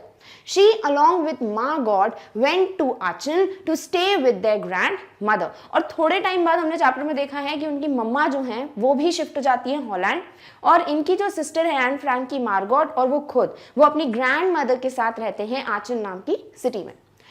By December, both the sisters went to Holland, और फिर दिसंबर तक उसी ईयर में दोनों सिस्टर्स जो हैं ये भी शिफ्ट हो गए थे अपने पेरेंट्स के पास इन Holland. There she started studying at the Montessori nursery school. और वहाँ पर जो है इनको कहाँ पर Montessori nursery school में एडमिशन दिलाया गया, जहाँ पर अदर देन द एजुकेशन, जो बेसिक अकेडमिक एजुकेशन होती है, इसके अलावा जो हैंड्स ऑन लर्निंग एक्टिविटीज़ होती हैं वो भी वहाँ सिखाई जाती है। और यहाँ पर जो है एन फ्रैंक का एडमिशन हो गया था। When she was in 6th class, Mrs. Cooper's was her headmistress. और जब वो 6th क्लास में थी, हमें बताया गया भाई कि वो 1st क्लास में उन्होंने एडमिशन लिया था, 6th क्लास तक जब वो थी तो 6th class was the end of that school for her, ठीक है। उस क्लास के बाद उन्होंने वो स्कूल छोड़ दिया था, तो वहां पर उस क्लास के लिए उनकी जो हेड मिस्ट्रेस थी वो थी Mrs Coopers. At the end of the year, there was a farewell function. The separation from the headmistress was full of tears. और क्योंकि जब कॉलेज एंड होता है या स्कूल एंड होता है तो एक फेयरवेल होता है, राइट, यानी कि हम वो लास्ट डे जो है वो सेलिब्रेट करते हैं, हमें बहुत ही ब्यूटीफुल तरीके से एक तरीके से बाय कहा जाता है फ्रॉम दैट प्लेस। तो यही चीज एन फ्रैंक के स्कूल में भी हुई थी। देयर वाज अ फेयरवेल, और उस फेयरवेल में एन फ्रैंक जो है बहुत ज्यादा दुखी थी, बिकॉज वो अब मिसेस कूपरस से दूर जा रही थी जो कि उनकी हेड मिस्ट्रेस थी, और एन फ्रैंक की बहुत अच्छी बॉन्डिंग थी with her head mistress. Clear? All right. Anne loved her grandmother very much. अब एन फ्रैंक जो है उन्होंने अपनी ग्रैंड मदर के बारे में भी बहुत कुछ बताया है इन दिस डायरी, क्योंकि वो अपनी ग्रैंड मदर के साथ रह रही थी, राइट। तो वहाँ पर ऑब्वियसली जब पेरेंट्स के अलावा अगर आपकी कोई और टेक केयर करता है तो आपका उनके साथ बहुत अच्छा बॉन्ड फॉर्म हो जाता है। सेम वे एन फ्रैंक के साथ हुआ था, that she had a very good bond with her grand mother. She fell ill in the summer of 1941, और अनफॉर्चुनेटली 1941 की गर्मियों के टाइम पे समर्स में जो एन फ्रैंक की ग्रैंड मदर है वो जो है बीमार पड़ गई।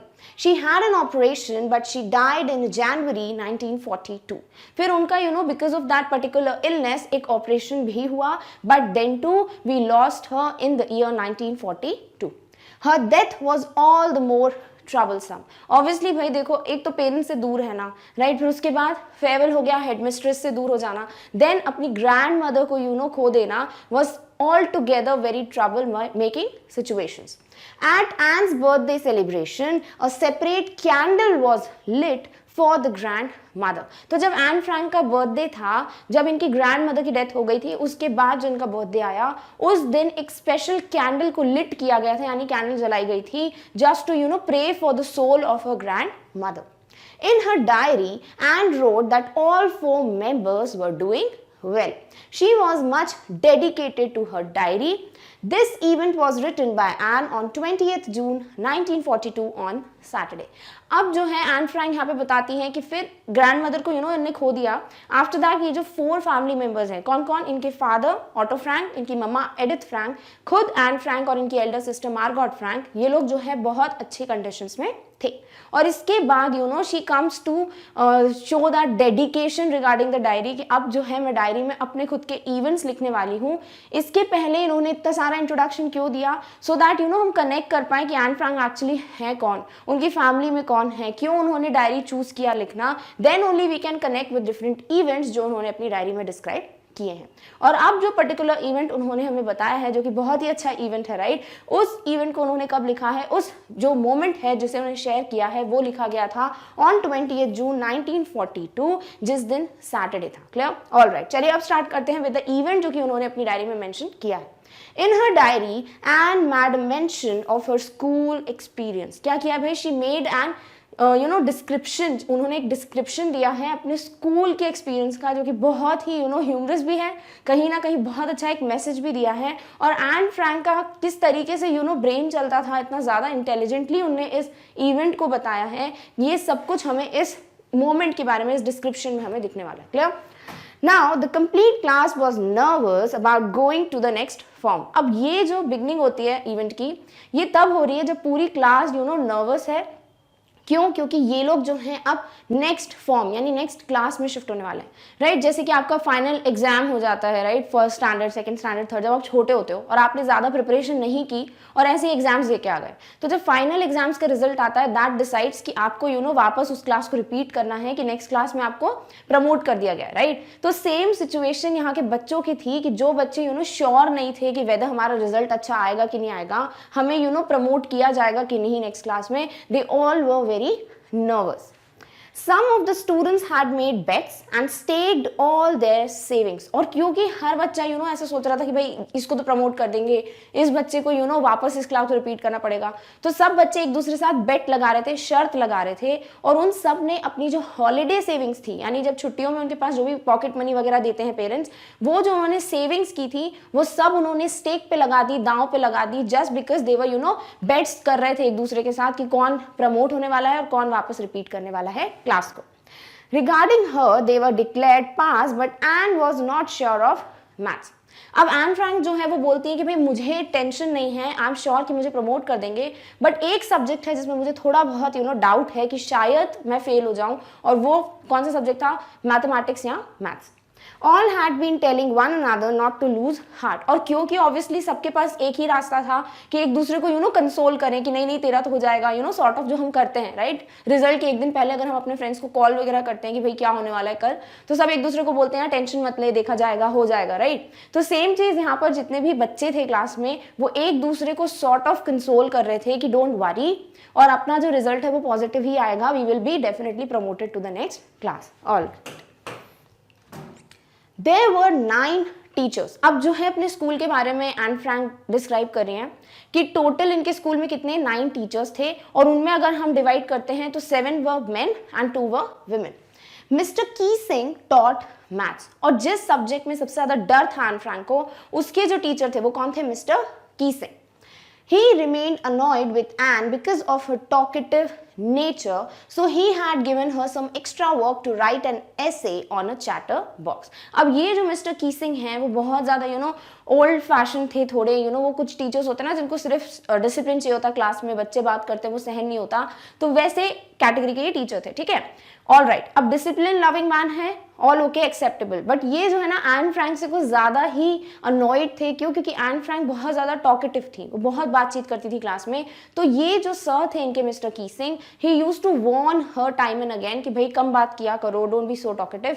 बट एन फ्रैंक की भाई हैबिट थी, क्या करें, शी लव्ड टॉकिंग, तो she continued talking in the class very often, और इस वजह से मिस्टर कीसिंग जो है बहुत अनॉयड थे. अब उन्होंने क्या किया, एक दिन सॉर्ट ऑफ पनिशमेंट देने के लिए एन फ्रैंक को बोला कि आपको अगले दिन जो है एक ऐसे लिख के आना है, टॉपिक था chatter box. After the homework and started thinking on the ऐसे.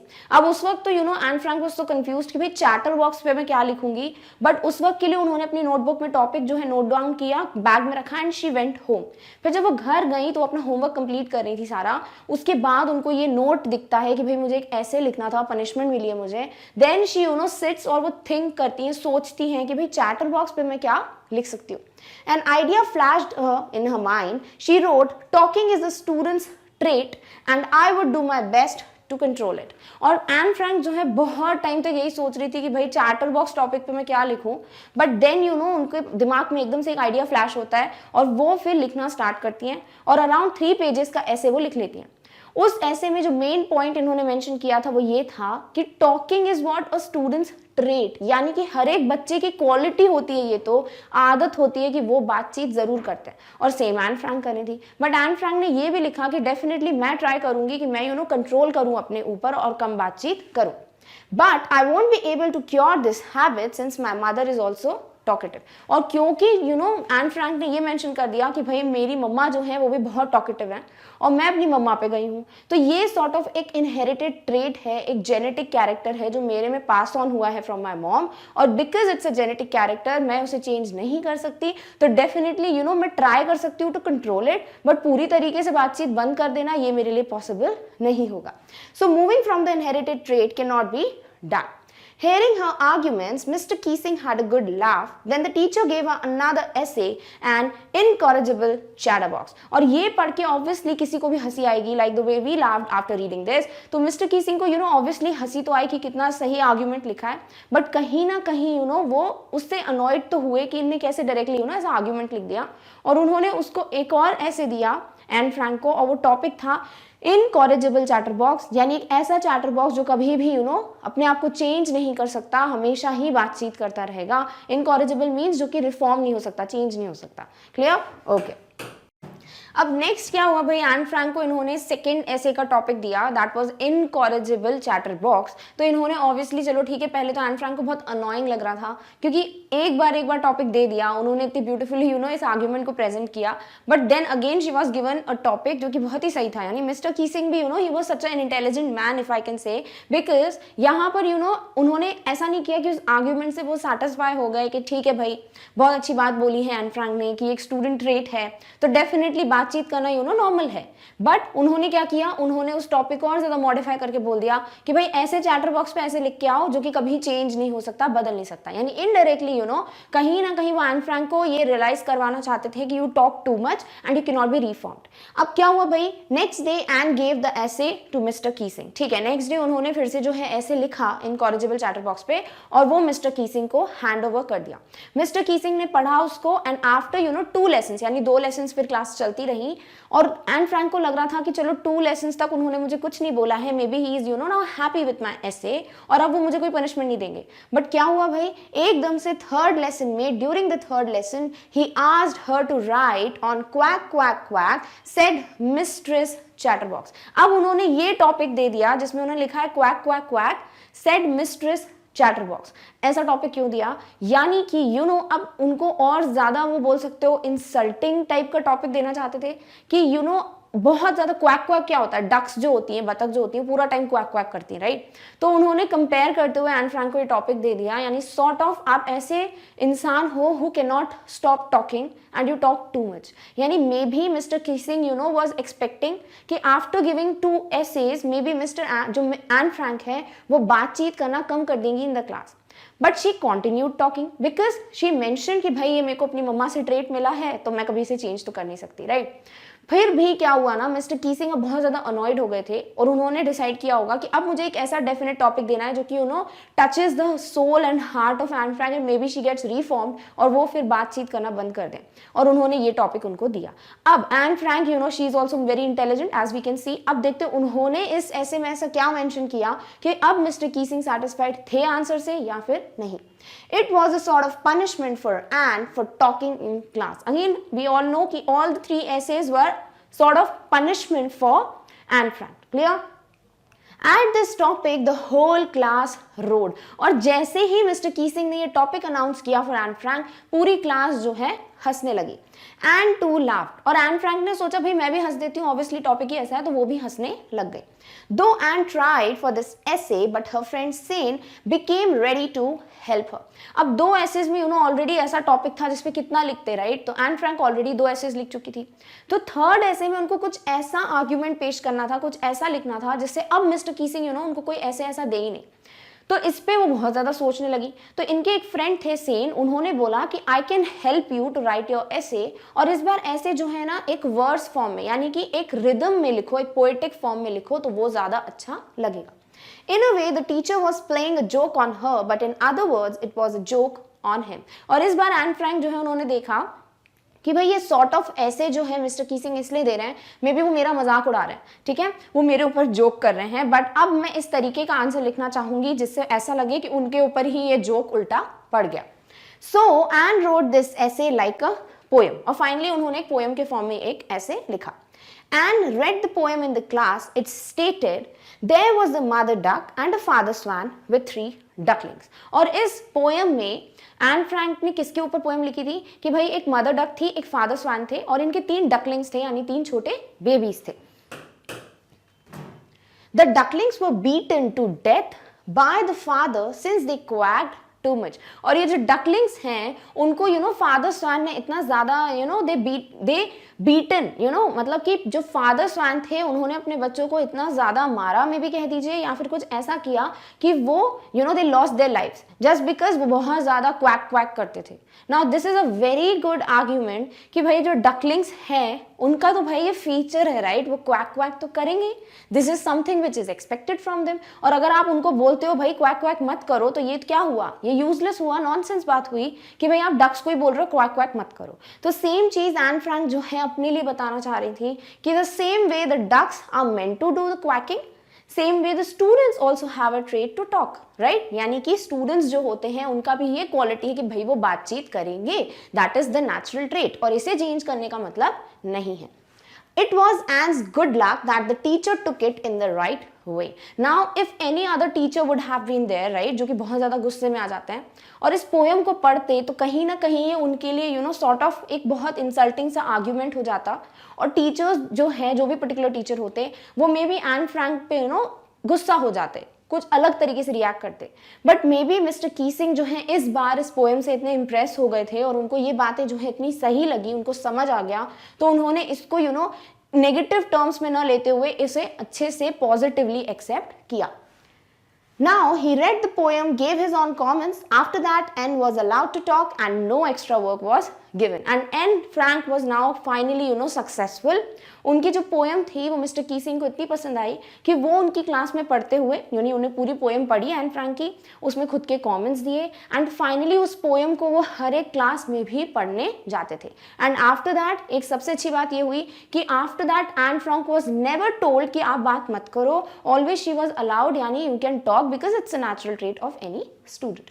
Since then, Mr. Keesing too started making jokes और Mr. Keesing जिन्हें old foggy बोला है एन फ्रैंक ने, यानी थोड़े old fashioned टीचर, वो भी अब है ना बहुत सारे जोक्स मारने लगे in the class and he also happily accepted the environment of the class. तो this way Anne Frank became successful not only अपने आप को सेव करने के लिए, बट उन्होंने कहीं ना कहीं मिस्टर कीसिंग का भी वो एक बहुत अच्छा पॉजिटिव ट्रेट जो है वो बाहर निकाला and he also started making jokes in the class. So this was the end of the diary writing. एक इवेंट जो है एन फ्रैंक ने हमें यही बताया है in her diary writing. Clear? All right. और अब हम डिस्कस करने वाले हैं the poem which is mentioned in your chapter 4 from the diary of Anne Frank. अब इस चैप्टर में आपको एक ही पोएम गिवन है which is titled as Amanda और जो कि लिखी गई है by the poetess Robin Klein. Now this poem is very interesting, something जिसके साथ आप कनेक्ट कर सकते हो, ठीक है, based on the reality of life. अब इस पोएम में एग्जैक्टली क्या हो रहा है इसे हम इन शॉर्ट एक छोटी सी समरी में पहले समझ लेते हैं और फिर हम पोएम में डायरेक्टली जंप करेंगे and we'll see the line by line summary of the poem. Clear? अब इस पोएम में जो मेन कैरेक्टर है यानी जिसकी बात हो रही है वो है Amanda. Now Amanda is a young girl, ठीक है, और इनके साथ ऐसा हो रहा है ना कि कुछ कुछ स्टैंजाज में कोई ना कोई इनकी फैमिली का एल्डर जो है वो उनको कुछ ना कुछ बोलता रहता है, जैसे कि उठना कैसे है, बैठना कैसे है, बात कैसे करनी है, नेल्स मत खाओ, नॉर्मली मूडी मत बनो, और जब मैं कुछ बात कर रही हूँ तो मेरी तरफ देखो. यानी जो डिफरेंट तरीके से लोग सिखाते हैं आपको कि आपको ऐसा करना चाहिए, आपको वैसा करना चाहिए, ये सारी चीजें अमांडा के साथ हो रही हैं इस पोएम में. अब इस पोएम में डायरेक्टली तो मेंशन नहीं है कि इनकी फैमिली की मदर ही इनको बता रही है कि आपको ये करना है, ऐसा करना है, बट जिस तरीके के सेंटेंसेस हैं तो इससे हम ये मेक आउट कर सकते हैं कि शायद इनकी फैमिली में इनकी मदर ही है जो इनको ये सारे चीजें बोल रही हैं. क्लियर? तो इसीलिए पोएम में हम यही देखने वाले हैं कि किस तरीके से अमांडा की मदर जो है वो उनको बहुत सारी चीज़ें सिखाती हैं कि उनको किस तरीके से बिहेव करना चाहिए डे टू डे लाइफ में. जो भी वो एक्टिविटीज़ करती हैं, जिस तरीके से भी उनका पोस्चर है बैठने का, उनकी अगर आदत है नेल बाइटिंग करने की तो वो उनको छोड़ देनी चाहिए. तो ये सारी डिफरेंट चीज़ें अमांडा को उनकी मदर बताती हैं. और साथ ही साथ हम जो है ये देखेंगे कि जब ये बातें अमांडा को उनकी मम्मा बता रही होती हैं तो कहीं ना कहीं Amanda is lost in her own world, यानी उनके दिमाग में उनकी ही एक दुनिया चल रही है जो उन्होंने खुद बनाई है और वो ऐसा सोचती हैं कि अगर मैं उस दुनिया में होती तो मैं इस तरीके से बिहेव करती, मेरी लाइफ इस तरीके से होती, कोई मुझे टोकने वाला नहीं होता. तो साइड बाय साइड एक साथ ये चलता रहता है कि एक बार हम देखेंगे कि किस तरीके से अमांडा की मम्मा उनको बता रही हैं कि उनको अपनी लाइफ में कैसी कुछ चीज़ें करनी है और फिर उन चीज़ों से रिलेटेड अमांडा अपने वर्ल्ड में अगर होती तो वो किस तरीके से सोच रही हैं कि कैसा मेरा वर्ल्ड होता, वो भी साइड बाय साइड इस पोएम में चलने वाला है. अब इस पोएम के बाद एट द एंड दो टाइप के मैसेजेस आते हैं बाहर. किसी को लगने वाला है कि मे बी पोएट जो है वो ये बता रही हैं कि पेरेंट्स जो हैं वो पूरा टाइम नैक करते हैं या फिर आपको बताते हैं कि आपको ये करना चाहिए, वैसा करना चाहिए, but this is not the message. ये मैसेज नहीं है पोएम का. पोएम का एग्जैक्ट जो मैसेज है वो ये है कि पोएट बोलना चाहती हैं कि दुनिया में जितने भी लोग हैं उनसे कुछ ना कुछ एक कोड ऑफ कंडक्ट एक्सपेक्ट किया जाता है. यानी अगर आप किसी के सामने बैठे हो, बात कर रहे हो या कुछ खा रहे हो, तो हर चीज़ जो है वो आपसे एक्सपेक्टेड होती है कि आप एक पर्टिकुलर वे में करो। और यहाँ जो है पर्टिकुलरली गर्ल्स की बात हो रही है कि जब भी कोई गर्ल होती, कोई फीमेल होती है फैमिली में, तो उसे बचपन से ही सिखाया जाता है कि उसको किस तरीके से उठना चाहिए, बैठना चाहिए, किसी से बात करनी चाहिए, आवाज़ की पिच कितनी होनी चाहिए, ज़्यादा तेज़ मत बात करो, धीरे बात करो, ये मत खाओ, वो मत खाओ। तो ये सारी चीज़ें जो है किसी न किसी टाइम पे हर एक लड़की को, हर एक फीमेल को उनके घर में या सोसाइटी में लोग समझाते हैं। और यही एक जो सोशल कोड ऑफ कंडक्ट है, जो I don't know why it is expected from everybody, यही यहाँ पर पोयम में पोएटस ने बताया है कि किस तरीके से हम बिना सोचे समझे बच्चों को ये बताते हैं कि भाई तुमसे ये एक्सपेक्टेड है, तुमको ये करना है, तुमको वो करना है। हम ये नहीं सोचते कि ऑब्वियसली ये सारी चीजें इंपॉर्टेंट है, आई विल नॉट डिनाई कि हाँ ये चीजें बिल्कुल यूजलेस हैं, बिल्कुल इंपॉर्टेंट है, बट कहीं ना कहीं वो बैलेंस मेंटेन करना कि हमें कितनी बार सामने वाले को टोकना है, किस तरीके से बताना है उसे, उसका स्टेट ऑफ माइंड किस तरीके से एनालाइज करना है, समझना है, वो कहीं ना कहीं ज़रूरी है। अगर सपोज कोई छोटा बच्चा है अभी, ठीक है, एज अ टीचर मैं पीछे ही पड़ जाऊं कि भाई तुम्हें होमवर्क क्यों नहीं करके आते हो, होमवर्क करके आओ, होमवर्क करके आओ, मैं मारूं उसको, पनिशमेंट दूं, तो ये सारी चीज़ें क्या करेंगी, कहीं ना कहीं उस बच्चे के दिमाग में वो एक पॉइंट ऑफ टाइम आएगा जब एक लेवल जो है क्रॉस हो जाता है, राइट, और उस बच्चे को उससे फिर कोई फर्क नहीं पड़ेगा कि ठीक है क्या होगा, ज़्यादा से ज़्यादा चिल्लाएंगे। बट वहीं अगर मैं एनालाइज करूं कि what is the reason behind कि वो बच्चा जो है अपना होमवर्क नहीं करके आ रहा है, तो कहीं ना कहीं उसकी प्रॉब्लम भी सॉर्ट आउट हो जाएगी और मुझे भी समझ आएगा कि मुझे इस पर्टिकुलर बच्चे के साथ कैसे ट्रीट करना है, उसको किस तरीके से उसके साथ हेल्प करनी है उसकी, ताकि वो अपना होमवर्क टाइम पे कर पाए, उसकी जो प्रॉब्लम्स हैं कहीं ना कहीं वो सॉल्व हो पाए। सेम वे में डेली लाइफ में अगर आप किसी भी से भी कोई एक्सपेक्टेशन करते हो, पर्टिकुलरली किसी फीमेल से अगर कोई एक्सपेक्टेशन होती है उनकी फैमिली की, सोसाइटी की, कि पर्टिकुलरली इस तरीके से आपको चलना चाहिए, बैठना चाहिए, बात करनी चाहिए, तो try to first of all analyse that person. उसको पहले समझना चाहिए कि उसकी पर्सनालिटी क्या है, फिर उसे समझाना चाहिए बेटा कि क्यों बोल रहे हैं, why it is important and you should work on it, क्योंकि तुम्हारी पर्सनालिटी डेवलपमेंट के लिए अच्छा है। बट वही बार बार टोकते रहेंगे कि ऐसा करना है, ऐसा करना है, ऐसा करना है, तो वो चीज़ कहीं पे भी असर नहीं करने वाली। सेम वे जैसे अमांडा जो है वो बिल्कुल भी अपनी मम्मा की बातें सुन के उनसे रिलेट ना करके अपनी खुद की दुनिया में एक नई दुनिया बुन रही है, समझ रहे हो, अपने ही दिमाग में एक नया वर्ल्ड उनका बन चुका है और वो उसी में रहना चाहती है, उसी के साथ खुश है। तो यही पूरी पोएम का मैसेज है और ये पूरी कंप्लीट एक समरी है इस पोएम की। अब हम देखते हैं कि इस पोएम में एग्जैक्टली हमको क्या बताना चाह रही है पोएट के बारे में थोड़ा बहुत इंट्रोडक्शन देख लेते हैं and then we will see the very first stanza of the poem which is Amanda. Clear? Alright. Now Robin McMaugh Klein, यानी कि जो हमारी पोएट है, इनका कंप्लीट नाम है Robin McMaugh Klein. Who is she is an Australian author of books for children. ज़्यादातर बच्चों से रिलेटेड जो बुक्स होती हैं वही ये लिखती हैं, ज़्यादातर, not always but most of the times इनकी बुक्स जो है वो बच्चों से ही रिलेटेड होती है। She writes children's and young adult fiction, जो बच्चों के या थोड़े एडल्ट बच्चे हैं उनसे रिलेटेड फिक्शन वाली बुक्स ये लिखती हैं और बहुत इंटरेस्टिंग बुक्स होती है इनकी।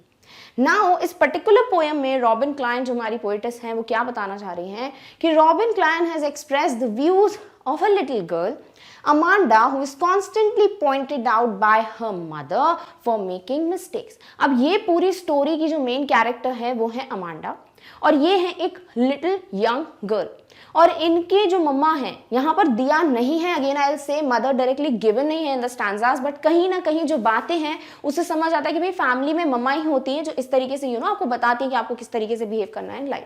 तो इनकी जो मम्मा है वो कंटिन्यूसली पॉइंट आउट करती रहती है कि तुमने ये नहीं किया, तुमने ये नहीं किया, तुम इस तरीके से बैठी हो, तुम इस तरीके से बात करी हो, ये मत खाओ, ये पियो नहीं। तो ये जो सारे मिस्टेक्स हैं वो बार बार पॉइंट आउट करती है अमांडा में और इसकी वजह से क्या होता है भाई, mistakes which she consider so as they are not part of the code of conduct laid out by the society in which we live। और इस वजह से क्या होता है ना, ये सारी जो expectations हैं उनकी, जिनकी जिनको वो मिस्टेक्स समझती है अमांडा की, कहीं ना कहीं ये मिस्टेक्स उनके हिसाब से नहीं बल्कि वो जो सोसाइटी ने नॉर्म्स बनाए हैं कि एक proper social code of conduct होता है, एक तरीका होता है हमें सोशली लोगों के साथ मिलने का, बैठने का, उठने का। तो ये जो नॉर्मल एक्सपेक्टेशंस होती हैं वो एक्सपेक्टेशंस इनकी मम्मा के दिमाग में भी है, क्योंकि भाई सोसाइटी ने ऑलरेडी नॉर्म्स बना के रखे हैं और उसके अकॉर्डिंग वो अपनी बेटी अमांडा को बार बार पॉइंट आउट करती हैं कि तुमने ये नहीं किया, तुमको इस तरीके से बैठना चाहिए, तुम्हें इस तरीके से चीज़ें खानी चाहिए, नहीं तो तुम्हें पिंपल्स हो जाएंगे। हम डिस्कस करेंगे आगे स्टैंजा में, ये सब कुछ भी गिवन है। तो ये एक सॉर्ट ऑफ स्टोरी है अबाउट अ लिटिल गर्ल कि जब उसकी मम्मा उसको ये सब चीज़ें बता रही हैं तो उसके दिमाग में क्या थॉट्स चल रहे हैं, what is she actually thinking about when she has been pointed out continuously by her mother कि भाई तुम्हारी ये गलती है। क्लियर? All okay. चलिए देखते हैं कि हमें चैप्टर में before we begin the first stanza हमें चैप्टर में कुछ थोड़ी बहुत समरी गिवन है या सॉर्ट ऑफ आपको कुछ उस पर सोचना है, अपना थॉट रखना है, वो आपसे पूछा गया है। ठीक है? Every child feels that he or she is controlled and instructed not to do one thing or another. हर एक बच्चे को वो भले ही मेल हो या फीमेल हो, पर्टिकुलरली हम यहाँ पे फीमेल्स की बात नहीं कर रहे हैं क्योंकि यहाँ अमांडा एक गर्ल है तो इसीलिए हम उसको एक फीमेल के टर्म्स में पूरी स्टोरी देख रहे थे अभी तक। बट नॉर्मली भी मेल हो या फीमेल हो, हर एक बच्चे से कुछ ना कुछ एक्सपेक्टेशंस होती हैं कि भाई ये चीज़ है जो तुम नहीं कर सकते क्योंकि ये गलत है अकॉर्डिंग टू सोसाइटी, और ये चीज़ तुमको करनी चाहिए because that is what is expected from the society. Clear? तो कोई भी मेल हो या फीमेल हो, हुएवर ही और शी इज, हर बच्चे से कुछ ना कुछ एक्सपेक्टेशंस होती हैं regarding some preconceived notions. You too may feel that your freedom is curtailed. फिर आपसे पूछा गया, जो भी रीडर है, कि आपको भी कभी कभी ऐसा लगता होगा राइट कि आपकी जो फ्रीडम है वो कहीं ना कहीं कर्टेल्ड यानी कि रिड्यूस हुई है। Curtailed means reduce in extent और क्वांटिटी, यानी कहीं ना कहीं आपकी फ्रीडम थोड़ी बहुत रिड्यूस कर दी जाती है, कम कर दी जाती है, जस्ट बिकॉज कुछ एक्सपेक्टेशंस होते हैं आपसे। सोसाइटी ने एक नॉर्म्स बना के रखे हैं, भाई ये कुछ लिस्ट ऑफ थिंग्स हैं जो हर किसी को नहीं करनी चाहिए, ये कुछ लिस्ट ऑफ थिंग्स हैं जो हर एक बच्चे को प्रैक्टिस करनी चाहिए in his or her life. और इसी पे बेस्ड बहुत से बच्चे होते हैं जिनको ऐसा लगता है कि मे बी उनकी फ्रीडम जो है वो रिड्यूस हो गई है, कर्टेल्ड हो गई है। Write down some of the things you want to do but your parents or elders do not allow you to do. अब कुछ चीजें आपसे बोली गई हैं, this is for you as an activity, nothing related with the chapter कि आपको उस पर क्वेश्चन आएगा, बट आपसे नॉर्मली पूछा गया है कि क्या वो कुछ चीजें हैं जो आपको भी लगता है कि मे बी हम करना चाहते हैं वो चीजें बट नहीं कर सकते because we are not allowed to, अपने पेरेंट्स के थ्रू या फिर एल्डर्स के थ्रू कि हम कुछ चीजें हैं जो अपनी लाइफ में नहीं कर सकते जस्ट बिकॉज सोसाइटी हमें एक्सेप्ट नहीं करेगी उस वे में। तो ऐसा कुछ है, अगर आप चाहते हो इस पर कुछ लिखना, you can write, it is your wish, but this is not related to the questions of the chapter. Clear? तो सॉर्ट ऑफ आपको एक पहले से एक बता दिया है कि आप सोचना स्टार्ट करो और फिर आप इस पोएम में जंप करो so that you can connect with Amanda. Clear? चलिए देखते हैं the very first stanza of the poem which says, don't bite your nails Amanda, don't hunch your shoulders Amanda, stop that slouching and sit up straight Amanda। अब यहाँ पर जिस तरीके से मेरी टोन है, समझ आ रहा है कि जो भी है अमांडा को ऑर्डर दे रहा है, राइट? किस तरीके से? बहुत ही एंग्री वे में, गुस्से में। और हम यहाँ पर ऐसा सोच रहे हैं मे बी उनकी मदर ही हैं जो उनको इस तरीके से ऑर्डर्स दे रही हैं, क्योंकि वन ऑफ द एल्डर्स ही होंगे फैमिली के जो इस तरीके से उनको बताएंगे चीज़ें। और कहीं ना कहीं वी थिंक कि 80% चांसेस हैं कि उनकी मम्मा ही ये सब बोल रही हैं। तो हम यही कंसिडर करते हुए चलेंगे कि इस पोएम में अमांडा की मम्मा जो हैं वो उनको कुछ ना कुछ सिखा रही हैं। सबसे पहले वो क्या बोलती हैं अपनी बेटी को, don't bite your nails Amanda, अपने नाखून मत खाओ। होता है ना किसी किसी में आदत होती, बार बार नाखून चबाते रहते, राइट? और जब ये आदत डल जाती है, आप कहीं पे भी बैठते हो तो सामने वाले को क्या लगता है, भाई इसकी एक पर्सनालिटी की ये जो है ना कमी है एक पर्सनालिटी में, राइट? क्योंकि अगर आप इमेजिन करो अभी मैं पढ़ा रही हूँ, मैं नाखून खाते खाते पढ़ाऊँ, राइट? तो एक वो जो इंप्रेशन पड़ता है वो बहुत अजीब है। कुछ लोग बहुत ज़्यादा इरिटेट हो जाते हैं, कुछ लोग इसे एक्सेप्ट नहीं कर सकते, राइट? कि यार ये किसी गंदी सी आदत है, नेल बाइटिंग क्यों कर रहे हो। सेम चीज़ जो है कहीं ना कहीं पर्सनालिटी में ऐसी कही जाती है कि जो लोग नेल बाइट करते हैं ना वो कहीं ना कहीं नर्वस होते हैं या फिर उनकी ब्रेन पावर कम हो जाती है। कुछ लोग बोलते हैं बहुत ज़्यादा इंटेलिजेंट होते हैं। तो बहुत सारे नॉर्म्स बने हुए हैं सोसाइटी के, ऑलरेडी एक लिस्ट ऑफ थिंग्स बन गई है कि अगर आप ये चीज़ करते हो तो आप में ये क्वालिटी है, अगर आप ये चीज़ नहीं करते हो तो आप में इस चीज़ की कमी है। अब यहाँ पर सेम चीज़ अमांडा की मम्मा को लगता है कि अमांडा की पर्सनालिटी में कहीं ना कहीं ये एक नेगेटिव चीज़ की तरह उभर कर आएगा कि वो नेल बाइटिंग करें। तो वो अपनी बेटी को बोलती हैं अपने नाखून मत चबाओ, don't hunch your shoulders Amanda. Now what is hunch? यानी अपन नॉर्मली खड़े होते हैं, राइट? अभी शोल्डर्स को जब हम नीचे झुका देते हैं ना उसे हम कहते हैं हंच योर शोल्डर्स, राइट? तो अब वो अपनी बेटी को दूसरी चीज़ क्या बोल रही है, don't hunch your shoulders Amanda. Hunch means to bend, clear? अब यहाँ पे अगेन वो अपनी बेटी को ये सिखा रही है भाई कि तुम नॉर्मली जब जाओ कहीं पे तो सीधे खड़े हो, राइट, बात करो। Now this is a good thing. ये ऐसी कोई चीज़ नहीं है जो कि हमें गुस्सा आना चाहिए कि अरे इसकी मम्मा ऐसे क्यों बोल रही है। हर एक चीज़ जो भी उनकी मम्मा इस पूरी पोएम में अपनी बेटी को बताने वाली हैं वो सब कुछ सही है, ऐसा नहीं है कि वो नहीं बोलना चाहिए, बट कहीं ना कहीं वो कंटिन्यूसली टोकती रहती हैं अपनी बेटी को कि तुम ये करो, तुम वो करो, don't bite your nails, don't hunch your shoulders. तो इससे क्या होता है ना, अगर कंटिन्यूसली आप सिर्फ टोकते जाओगे बच्चे को तो कहीं ना कहीं उसके दिमाग में एक लेवल आ जाता है, एक वो पॉइंट ऑफ टाइम आ जाता है जब उसको इन सब चीज़ों से फर्क ही नहीं पड़ता, राइट। तो यहाँ पर वो दूसरी चीज क्या बोल रही है अपनी बेटी को कि भाई अपने शोल्डर्स जो हैं उन्हें बेंड मत करो, स्ट्रेट बैठो या स्ट्रेट चलो। Stop that slouching and sit up straight. अब उनकी मम्मा क्या बोलती है, सबसे पहले तो अपने शोल्डर्स बेंड मत करो, ठीक है, don't hunch. Then she says stop slouching. Now what is slouching? Slouching का मतलब होता है बिल्कुल रिलैक्स्ड वे में, बिल्कुल पीसफुल तरीके से जब हम बैठते हैं, यानी आप बैठे हुए हो नॉर्मली कैसे बैठते हो, बिल्कुल स्ट्रेट बैठते हो, राइट। ये अगर सोफा है तो आप बिल्कुल स्ट्रेट बैठते हो, बट क्या होता है ना, धीरे धीरे हमारी आदत होती है जब हम बहुत ज्यादा टायर्ड होते हैं या थक जाते हैं या हमें मतलब ऐसा लगता है कि बस रिलैक्सेशन बिल्कुल मोड में चले जाना है, तो हम धीरे धीरे बिल्कुल ऐसे लेटते हुए बैठ जाते हैं, राइट, बिल्कुल ऐसे बैठ जाते हैं। That is what slouching. तो slouching means what, to sit और stand with an awkward drooping posture, यानी कि इस तरीके से बैठना कि देखो एक ऑकवर्ड सा बिल्कुल झुक गए, हमारी जो बैकबोन है बिल्कुल ऐसे बाहर दिख रही होती है, जैसे आप हिंदी में बोलते हो कि भाई ऐसे झुक के मत बैठो, तो वो तरीका जो है अमांडा की मम्मा बोलती है उनको कि stop that, stop slouching and sit up straight, और सीधे बैठो अमांडा। अब इन लाइंस में ऑब्वियसली ये तो समझ आ रहा है कि भाई जो अमांडा की मम्मा है वो उनको पॉइंट आउट कर रही है भाई तुम्हारी पर्सनैलिटी की ये कुछ मिस्टेक्स हैं, try to improve them, trying to stop doing these things, ठीक है। कहीं ना कहीं ऑब्वियसली ये सब बातें सही हैं, अगर पेरेंट्स ही नहीं बताएंगे ये सब चीज़ें पर्सनालिटी डेवलपमेंट की, तो कहीं ना कहीं इन द फ्यूचर हमें इन सब चीज़ों के लिए लगेगा कि काश हमें पता होता, हमारी पर्सनालिटी बेटर लगती, हम स्ट्रेट चलते हैं, स्ट्रेट बैठते, तो ये ज़रूरी है डेफिनेटली। इनकी मम्मा गलत नहीं है यहाँ पर, but bar bar continuously bar bar mistakes he point out करते रहना, उनको प्यार से ना समझाते हुए डायरेक्ट बताना कि तुम ये गलत कर रही हो, तुम ऐसा करो वैसा करो, दिस इज समथिंग जो अमांडा को कहीं ना कहीं एक्सेप्टेबल नहीं लगता। उसे ये सब चीज़ों से कोई फर्क नहीं पड़ता। और ये हमें कैसे पता चलेगा? नेक्स्ट स्टैंजा में हम देखने वाले हैं कि जब अमांडा की मम्मा उनको ये सारी चीज़ें बता रही हैं तो अमांडा जो है वो क्या सोच रही है। चलिए देखते हैं next stanza. Next stanza is there is a language emerald sea where the sole inhabitant is me, a mermaid drifting blissfully।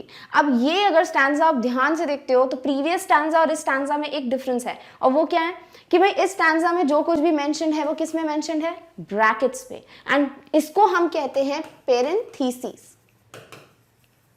यानी अलग से हम ब्रैकेट में मेंशन कर रहे हैं स्टैंजा को। क्यों? क्योंकि ये जो पर्टिकुलर स्टैंजाज है ना जो डिफरेंटली सेपरेटली आपको ब्रैकेट्स में गिवन है, ये आप बोल सकते हो ये वर्ल्ड ऑफ अमांडा है, यानी कि एक ऐसी दुनिया जो अमांडा के दिमाग में चल रही है कि उस वक्त उसकी मम्मा क्या बोल रही है? सीधे बैठो, बेंड मत करो शोल्डर्स, रिलैक्स पोजीशन में मत बैठो, be confident, be straight, right that. तो इस तरीके से ये चीजें जो उनको बताई जा रही हैं, उस वक्त इन चीजों पे अमांडा का रिएक्शन क्या चल रहा है? उनके दिमाग में उनकी दुनिया चल रही है, और वो क्या है कि देयर इज अ लैंग्वेज, एक बिल्कुल relaxed, language means what? Relax. तो एक बिल्कुल सी रिलैक्स्ड सी, एमरल्ड मतलब एमरल्ड इज अ कलर जो थोड़ा सा ग्रीनिश टाइप का होता है, अ ब्राइट ग्रीन, कुछ ऐसा दिखता है एमरल्ड कलर।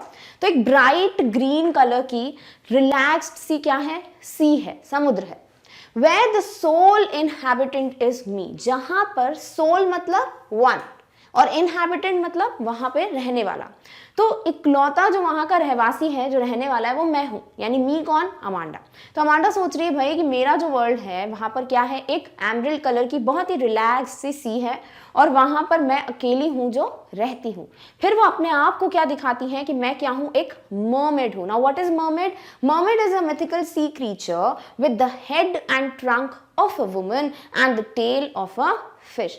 ऐसा क्रीचर जिसका जो हेड और ट्रंक पार्ट है ये तो एक वुमन का है, ठीक है, बट जो टेल पार्ट होता है ना वो क्या होता है, एक फिश का होता है, एक मछली की तरह होता है, तो इसे हम कहते हैं मर्मेड, ठीक है। तो यहाँ पर अपने आप को अमांडा कंपेयर कर रही है कि मैं एक मर्मेड की तरह एक रिलैक्स सी एमरल्ड सी में क्या कर रही हूँ, drifting blissfully. Now what is drifting, moving slowly, and blissfully means happily. तो मैं जो हूँ बिल्कुल अपनी ही बिल्कुल एक रिलैक्स्ड मोड में अपनी मर्जी से इस प्यारी सी सी में मर्मेड की तरह ब्लिसफुली स्लोली क्या कर रही हूँ, हैप्पीली तैर रही हूँ, ड्रिफ्ट कर रही हूँ। यानी सॉर्ट ऑफ ऐसा होता है ना कि जब आप इमेजिन करो कि आप गए हो कहीं सी ड्राइविंग वगैरह के लिए और आप बिल्कुल नॉर्मली रिलैक्स पोजिशन में जैसे वेव्स लेके जा रही हैं उसी डायरेक्शन में जा रहे हो आराम से रिलैक्स्ड पोजीशन में, तो जहां उनकी मम्मा उनको टोक रही हैं कि आपको क्या करना चाहिए, सीधे बैठना चाहिए, अपने शोल्डर्स को बेंड मत करो, एक प्रॉपर पोस्चर में बैठो, यानी कि वो बिल्कुल ऐसे बैठी है जैसे रिलैक्स्ड, कोई नहीं देख रहा जैसे, राइट। अब उसी को वो सोच रही हैं कि मैं एक ऐसे वर्ल्ड में हूँ जहां पर एक एमरल्ड सी है और उस सी में मैं बिल्कुल रिलैक्स पोजिशन में एक मर्मेड की तरह बहुत ही हैप्पीली ड्रिफ्ट कर रही हूँ। क्लियर? तो this is what Amanda is thinking when her mother is telling her few things. Clear? चलिए अब देखते हैं नेक्स्ट स्टैंजा। अब नेक्स्ट स्टैंजा में उनकी जो मम्मा है अमांडा की, वो अब उनको और चीजें बता रही हैं, ठीक है, और मिस्टेक्स उनकी पॉइंट आउट कर रही हैं। Let's read that. Did you finish your homework Amanda? Did you tidy your room Amanda? I thought I told you to clean your shoes Amanda. अब यहाँ पर अमांडा की जो मम्मा हैं वो उनको क्या बोल रही हैं, उनसे क्वेश्चंस कर रही हैं। और क्या, सबसे पहली चीज वो पूछती हैं कि क्या तुमने अपना होमवर्क कंप्लीट किया। सेकेंडली वो उनसे पूछती हैं क्या तुमने अपना रूम क्लीन किया। एंड लास्ट थिंग वो उनको बोलती हैं कि मुझे लगता है कि मैंने तुम्हें बोला था कि अपने शूज क्लीन कर लो अमांडा। क्लियर? तो यहाँ पर पहले उनके पोस्चर पे उनकी मम्मा ने उनकी मिस्टेक्स पॉइंट आउट की, उसका जो दिमाग में उनकी रिएक्शन चल रहा था वो हमने देख लिया। अब उनकी मम्मा क्या करती हैं, उनको 3 चीजों पे फिर टोकती हैं। सबसे पहले चीज पूछती हैं वो कि क्या तुमने अपना होमवर्क कंप्लीट किया या नहीं, यानी कि तुमसे एक्सपेक्टेड है कि तुम अपना होमवर्क अब तक कंप्लीट कर चुकी होगी। नेक्स्ट वो बोलती हैं कि तुमने अपना रूम क्लीन किया कि नहीं, यानी it was expected from you कि तुम अपना रूम अभी तक क्लीन कर चुकी होगी। एंड एट द एंड उनकी मम्मा बोलती हैं कि मुझे लगता है मैंने तुमको बोला था कि तुम्हें अपने शूज भी क्लीन कर लेने चाहिए थे। तो यहाँ पर अमांडा की मम्मा उनको उनकी रिस्पॉन्सिबिलिटीज बता रही हैं कि तुमसे क्या एक्सपेक्टेड है कि तुमको क्या करना चाहिए। अब ऑब्वियसली हमें पता है भाई अमांडा क्या करने वाली है, अब इस पे भी वो अपने वर्ल्ड में चली जाएंगी और वहां पर वो सोच रही हैं कि किस तरीके से वो अपने वर्ल्ड में इस वक्त इस सिचुएशन पे रिएक्ट करती हैं। तो चलिए देखते हैं कि भाई अब नेक्स्ट जो अमांडा का रिएक्शन है स्टैंजा पे वो क्या है। I am N orphan roaming the street, I pattern soft dust with my hushed bare feet. The silence is golden and the freedom is sweet. अब ये अगेन स्टैंजा जो है वो देखो यहाँ ब्रैकेट्स में मेंशन्ड है, यानी again we will discuss what Amanda is thinking right now, यानी अमांडा के दिमाग में इस वक्त क्या चल रहा है। तो अमांडा ऐसा सोच रही है कि वो कौन है, वो एक ऑर्फन है ना। ऑर्फन कौन होते हैं, ऐसे बच्चे जिनके पेरेंट्स नहीं होते, पेरेंट्स हैव अनफॉर्चुनेटली डाइड, जिन्हें हम अनाथ कहते हैं हिंदी में। That is what we mean by orphan. So orphan means a child whose parents have died. तो अमांडा ऐसे सोच रही है कि मैं एक ऑर्फन हूँ। अब इसको इस तरीके से नहीं लेना कि वो ये सोच रही है कि my parents should not be there और समथिंग। यहाँ ऑर्फन का मतलब हो जाता है कि अमांडा ऐसे सोच रही है कि वो अकेली है, ठीक है, वो ऑल अलोन है, उनको टोकने वाला कोई नहीं है। रोमिंग द स्ट्रीट, यानी वो हैप्पीली जो है स्ट्रीट पे, सड़क पे अपनी मर्जी से घूम रही हैं, रोम कर रही हैं। I pattern soft dust with my hushed bare feet. अब यहाँ पर पहले देख लेते हैं भाई कि पैटर्न और हस्ट का मतलब क्या है। पैटर्न मतलब क्या कि भाई डिफरेंट पैटर्न्स ड्रॉ करना, राइट, मेक पैटर्न्स। और hushed means very quiet and still. अब यहाँ पर वो बोल रही हैं कि आई पैटर्न सॉफ्ट डस्ट, यानी कि ऐसा सोच रही हैं वो कि रेत है, सॉफ्ट डस्ट है, और उस पर वो अपने बेयर फीट यानी विदाउट शूज, कुछ नहीं पहना है उन्हें अपने पैरों में, उससे अपने पैरों से क्या कर रही है, सॉफ्ट डस्ट पे वो पैटर्न्स बना रही है। हमारी आदत होती है ना, हम हाथ से सैंड पे कुछ ना कुछ ड्रॉ करते रहते हैं या पैरों से ड्रॉ करते हैं, सेम चीज वो यहाँ पर कर रही हैं। विथ माई हस्ट, यानी कि बिल्कुल बेयर से फीट है, शांत से पैर है। यहाँ पर वो इसलिए ये बोल रही हैं क्योंकि उनकी मम्मा ने उनको क्या बोला कि तुमसे एक्सपेक्टेड था, या मैंने तुमको भी बोला था कि भाई अपने शूज़ क्लीन कर लेना था, राइट। तो शूज़ क्लीन करने की बात पे ये सोच रही हैं कि भाई मैं तो अपने ऐसे वर्ल्ड में हूँ जहाँ मुझे कोई कुछ बोलने वाला नहीं है, और मैं बढ़िया मज़े से अपने बेयर फीट के साथ बिना शूज़ पहने पैटर्न्स ड्रॉ कर रही हूँ सॉफ्ट डस्ट पे यानी रेत पे। The silence is golden. और उस वक्त जो शांति है, जो साइलेंस है, जो इस वक्त उन्हें अपने घर पे नहीं मिल रहा अमांडा को, क्योंकि उसकी मम्मा कंटिन्यूसली पॉइंट आउट कर रही हैं कि ये करो वो करो, तो वो जो साइलेंस है वो यहाँ अमांडा को चाहिए, जो वो अपने वर्ल्ड में इमेजिन कर रही हैं कि मेरे वर्ल्ड में जब मैं ये पैटर्न्स बना रही हूँ सॉफ्ट डस्ट पे, तो जो साइलेंस है, जो शांति है, जो पीस है, वो क्या है उनके लिए? गोल्डन। गोल्डन क्या होता है भाई? बिल्कुल प्रेशियस, ठीक है, गोल्ड की तरह, यानी द मोस्ट प्रेशियस थिंग उनके लिए, जो अभी सबसे ज्यादा उनके लिए जो इंपॉर्टेंट चीज है, वैल्यूएबल चीज है, वो क्या है? वो silence. The freedom is sweet. और वो जो फ्रीडम है, जो आज़ादी है, उसका टेस्ट कैसा है? स्वीट है, यानी it is the most sweetest thing जो इनकी लाइफ में है, उस वर्ल्ड में जो ये इमेजिन कर रही हैं, और वो क्या है भाई? फ्रीडम। क्लियर? तो जब अमांडा की मम्मा उनको ये बोलती हैं कि तुमने अपना होमवर्क कंप्लीट किया कि नहीं किया, तुमने अपना रूम क्लीन किया कि नहीं किया, और तुम्हें अपने शूज़ मैंने बोले थे क्लीन करने के लिए, इस बात पे वो ऐसा सोचती हैं कि मैं अपने एक ऐसे वर्ल्ड में हूँ जहाँ मैं ऑर्फन हूँ, यानी कोई नहीं है मेरे पास, मैं अकेली हूँ। नेक्स्ट, मैंने बेयर फीट रखे हैं, यानी मैंने शूज़ नहीं पहने, तो क्लीन करने का कोई है ही नहीं, सेंस ही नहीं, राइट। तो मैं बिना शूज़ पहने पैटर्न्स ड्रॉ कर रही हूँ सॉफ्ट डस्ट पे। और फिर यहाँ लिखा है कि जो साइलेंस है उस वक्त, जो पीस है, वो मेरे लिए प्रेशियस है, गोल्डन है, और जो फ्रीडम है वो मेरे लिए कैसा है? बिल्कुल sweet in taste. Clear? All right. अब अमांडा की मम्मा उनको फिर एक बात पे पॉइंट आउट करती हैं, और वो क्या है? Don't eat that chocolate Amanda, remember your acne Amanda, will you please look at me when I am speaking to you Amanda. अब इनकी मम्मा इनको बोलती हैं कि भाई चॉकलेट मत खाओ। अमांडा में भी उस वक्त चॉकलेट खा रही हैं, और उनको उनकी मम्मा बोलती हैं चॉकलेट मत खाओ। क्यों? Remember your acne Amanda. क्या तुम्हें अपने एक्ने याद है? What is acne? Acne means pimples, right. जो हमारी जो फेस पे कंडीशन हो जाती है, राइट, पिंपल्स आ जाते हैं जिन्हें आप मुहा से बोलते हो हिंदी में। तो ये जो पिंपल्स हैं, जो एक्ने हैं, उसके बारे में उनकी मम्मा उनको याद दिला रही हैं कि क्या तुमको याद है कि जब तुम चॉकलेट खाती हो तो तुम्हें एक्ने हो जाते हैं, पिंपल्स हो जाते हैं, यानी indirectly female skin is expected to be clear, right. Everybody is expected to be beautiful. अब वो फीमेल की बात नहीं करनी, हमें यहाँ पे मेल की भी बात कर लेनी चाहिए, यानी कि कोई भी चाइल्ड हो, कोई भी मेल फीमेल हो, वो खुद भी एक्सपेक्टेशन रखते हैं कि भाई हम बहुत अच्छे दिखें, राइट, परफेक्ट दिखें, और बहुत सोसाइटी भी उन्हीं को एक्सेप्ट करती है जो बहुत अच्छे लगते हैं। यहाँ पर ऐसा इनडायरेक्ट सोसाइटी का बात हो रहा है, ठीक है। तो यहाँ पर ये जो मम्मा है अमांडा की, वो उनको ये बोल रही हैं कि चॉकलेट मत खाओ, नहीं तो तुम्हारे फेस पे क्या हो जाएगा भाई? पिंपल हो जाएगा, एक्ने हो जाएगा, और इससे क्या होगा? उनके फेस पे एक तरीके से बोल सकते हो एक स्पॉट आ जाएगा, राइट। तो वो चीज़ उनकी मम्मा को एक्सेप्टेबल नहीं है, क्योंकि सोसाइटी को ये एक्सेप्टेबल नहीं है। Will you please look at me when I'm speaking to you, Amanda. और अमांडा जो है, हमें पता है भाई वो अपने वर्ल्ड में खोई हुई है, तो वो अपनी मम्मा की कोई बात ही नहीं सुन रही, राइट। तो उनकी मम्मा जो है उनको चिल्ला के बोल देती हैं कि जब मैं तुमसे बात कर रही हूँ तो तुम मेरी तरफ देखोगी, यानी कि लिसन टू मी केयरफुली, मैं जो भी बोल रही हूँ ध्यान से सुनो। क्लियर? तो अब अमांडा की मम्मा ने उनको फिर चॉकलेट खाने की बात पे टोका है। नाउ लेट्स सी कि भाई इस पे अमांडा अपने वर्ल्ड में जो है किस तरीके से रिएक्ट कर रही है, यानी वो सोच क्या रही है कि भाई उनकी दुनिया कैसी होगी इस बात पे। चलिए देखते हैं next stanza. Now in the next stanza again it is mentioned in the brackets, यानी कि ये क्या है भाई? वर्ल्ड ऑफ अमांडा, जो दिमाग में चल रहा है अमांडा के, उसकी बात हो रही है। तो अमांडा क्या बोलती हैं? I am Rapunzel, I have not a care, life in a tower is tranquil and rare, I'll certainly never let down my bright hair।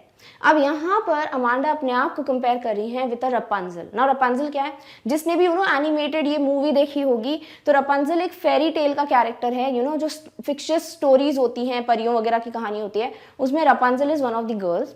और रपुंजल का ऐसा माना जाता है कि भाई Rapunzel had very big beautiful golden bright hair, बिल्कुल इतने बड़े बाल थे रपुंजल के, और ये जो है ये एक टार में कैद कर ली गई थी। टार यानी कि एक इस तरीके की बिल्डिंग, ठीक है, इस तरीके का शेप होता है बिल्डिंग का, दैट इज कॉल्ड अ टार।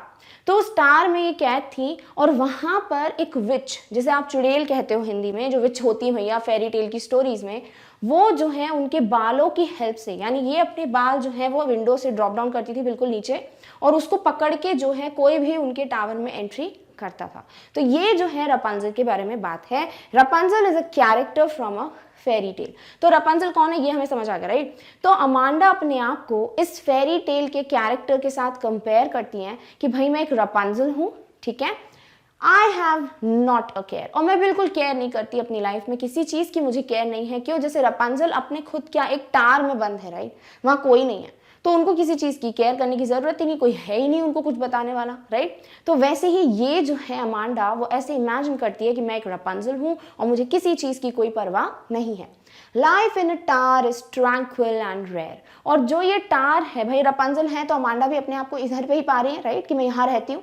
और ये जो टार है, इसमें जो लाइफ है, it is tranquil. Now what is tranquil? काम, यानी बिल्कुल शांत, कोई नहीं है, कोई आवाज़ नहीं है, पीसफुल, उसे कहते हैं ट्रैंक्विल। तो टार में ऐसा इमेजिन करिए अमांडा कि उनकी लाइफ जो है बहुत ही पीसफुल, शांति भरी है, एंड रेयर। और रेयर का मतलब क्या होता है? जो अनकॉमन होता है, अनयूजुअल होता है। यानी जो नॉर्मली लाइफ होती है वो कैसी होती है? बिल्कुल बिल्कुल कामनेस नहीं होती, साइलेंस नहीं होता, शोर होता है, कोई ना कोई कुछ ना कुछ कह रहा होता है। तो अमांडा इस तरीके से इमेजिन कर रही है कि उनकी जो लाइफ है टार में, वो बहुत ही पीसफुल है, काम है और अनयूजुअल है, रेयर है, जो कि कॉमनली देखी नहीं जाती। I'll certainly never let down my bright hair. But वो एक चीज़ है जो रपुंजल की तरह नहीं करेंगी, और वो क्या है? वो अपने जो बाल हैं उनको कभी भी लेट डाउन नहीं करेंगी, जिसकी मदद से कोई भी टार में चढ़ के आ जाए। तो यहाँ पर अमांडा चाहती है कि वो सिर्फ अकेली रहें उस टार में, कोई ना आए उनके आसपास, कोई उनको टोके नहीं, उन्हें कोई कुछ नहीं बताए, वो अपनी मर्जी से जो करना चाहती हैं वो करें। और वो अपने बाल जो हैं बिल्कुल भी बाहर नहीं डालेंगी खिड़की के, विंडो के, क्योंकि वो नहीं चाहती कि जैसे रपुंजल के बालों को पकड़ के विच या इसमें एक प्रिंस की बात होती है वो चढ़ के चले जाते हैं, वैसे कोई मेरे टार में एंटर करे। तो this is what Amanda is reacting on और थिंकिंग अबाउट, जब उनकी मम्मा उनको टोक रही हैं कि you should not eat a chocolate because that can create pimples or acne on your face. Clear? All right. Next उनकी मम्मा उनको बोलती हैं, stop that sulking at once, Amanda. You are always so moody, Amanda. Anyone would think that I nagged at you, Amanda. Now this is something जिसमें हंसी आनी चाहिए। पता है क्यों? क्योंकि यहाँ पर उनकी मम्मा उनको क्या बोल रही है? Stop that sulking at once. Sulking means what? Be in a bad mood. यानी कि बिल्कुल अपने मूड में होना, सैड होना, उस तरीके से ऑब्वियसली अमांडा का मूड हो चुका है। क्यों हुआ है भाई? क्योंकि उनकी मम्मा बार बार उनकी मिस्टेक्स पॉइंट आउट कर रही है, राइट। तो उस चीज़ पे वो सल्क कर रही है, कहीं ना कहीं वो बहुत सैड है, उनका वो मूड जो है खराब हो चुका है, और उसको उनकी मम्मा बोल रही है कि तुम इस तरीके से सल्किंग करना बंद करो। You are always so moody, और तुम हमेशा इतनी मूडी क्यों हो? यानी कि always you have different moods, mood swings जिन्हें बोलते हैं, कि कभी कैसे, राइट, नेचर हो रहा है। तो उनकी मम्मा उनको बोलती है कि इतना मूडी होना बंद करो। Anyone would think that I nagged at you, और अगर कोई तुम्हें देखेगा इस तरीके से कि तुम सैड हो, बिल्कुल तुम्हारा मूड खराब है, तो किसी को भी लगेगा कि मैंने तुमको नैग किया है। Nag means what? To continuously complain to somebody about his or her behaviour, और to ask him or her to do something many times. In short बोल सकते हो, जब आप किसी को टोकते हो, यानी किसी को आप बार बार बताते हो कि तुम ये गलत करो, तुम ऐसा करना चाहिए, ऐसे बैठो, ऐसे उठो, तो वो जो बार बार मिस्टेक्स पॉइंट आउट करना होता है, उसे हम कहते हैं नैग करना, ठीक है। तो यहाँ अमांडा की मम्मा बोलती हैं कि भाई तुम्हें कोई भी देखेगा इस तरीके से बैड मूड में, तो वो ये सोचेगा कि मैंने तुम्हें चिल्लाया। अब ऑब्वियस सी बात है भाई, आपने चिल्लाया उन्हें, जो मम्मा है अमांडा की, उन्होंने उनको चिल्लाया है, इसीलिए तो भाई वो इस तरीके से बिहेव कर रही है। बट उनकी मम्मा क्या बोल रही है? भाई कोई भी ऐसा सोचेगा, मतलब उनके हिसाब से भाई वो चिल्ला नहीं रही हैं, वो तो भाई उसको समझा रही हैं कि तुम्हें ये चीज़ें फॉलो करनी चाहिए अपनी लाइफ में। बट उनकी मम्मा को ये रियलाइज नहीं हो रहा कि भाई ऑब्वियसली वो जो भी बोल रही है एवरीथिंग इज करेक्ट, हर एक चीज़ सही है अमांडा के लिए, उनकी लाइफ के लिए। बट कहीं ना कहीं the way she is continuously pointing out, यानी बार बार वो पॉइंट आउट करी मिस्टेक्स, वो कहीं ना कहीं अमांडा को एक्सेप्टेबल नहीं है, और ये चीज़ों का असर नहीं हो रहा अमांडा को इसकी इंपॉर्टेंस समझ नहीं आ रही। क्यों? क्योंकि अमांडा को बार बार मिस्टेक्स पॉइंट आउट की जा रही है, उन्हें समझाया नहीं जा रहा कि बेटा ऐसा नहीं करना चाहिए, दिस इज रॉन्ग। क्लियर? तो this way the poem ends where her mother thinks that इस तरीके के बैड मूड को देख के किसी को लगेगा कि मैंने उनको नैग किया है, उनकी मम्मा ने उनको नैग किया है, उसको चिल्लाया है, बल्कि सच्चाई यही है। Clear? So with this the end of the poem comes, which is written by Robin client. Now this poem I think is very relatable, you know, हर किसी के घर में ऐसा होता है कि मम्मा पापा you know आपको बताते हैं गलत है सही है, which is correct, you know they are always right. But कहीं ना कहीं वो जो बैलेंस है कि आपको पता होना चाहिए किस तरीके से you know बच्चों को समझाना है कि आपकी गलती है ये बेटा, अगर गलत करोगे तो इस you know इसके कॉन्सिक्वेंसेज ऐसे हो सकते हैं, you should behave like this because it is good for you. ठीक है, personality development is very important for everybody in specially you know in today's lifestyle, कि आपका जो पर्सनैलिटी डेवलपमेंट है that matters a lot for everybody you meet.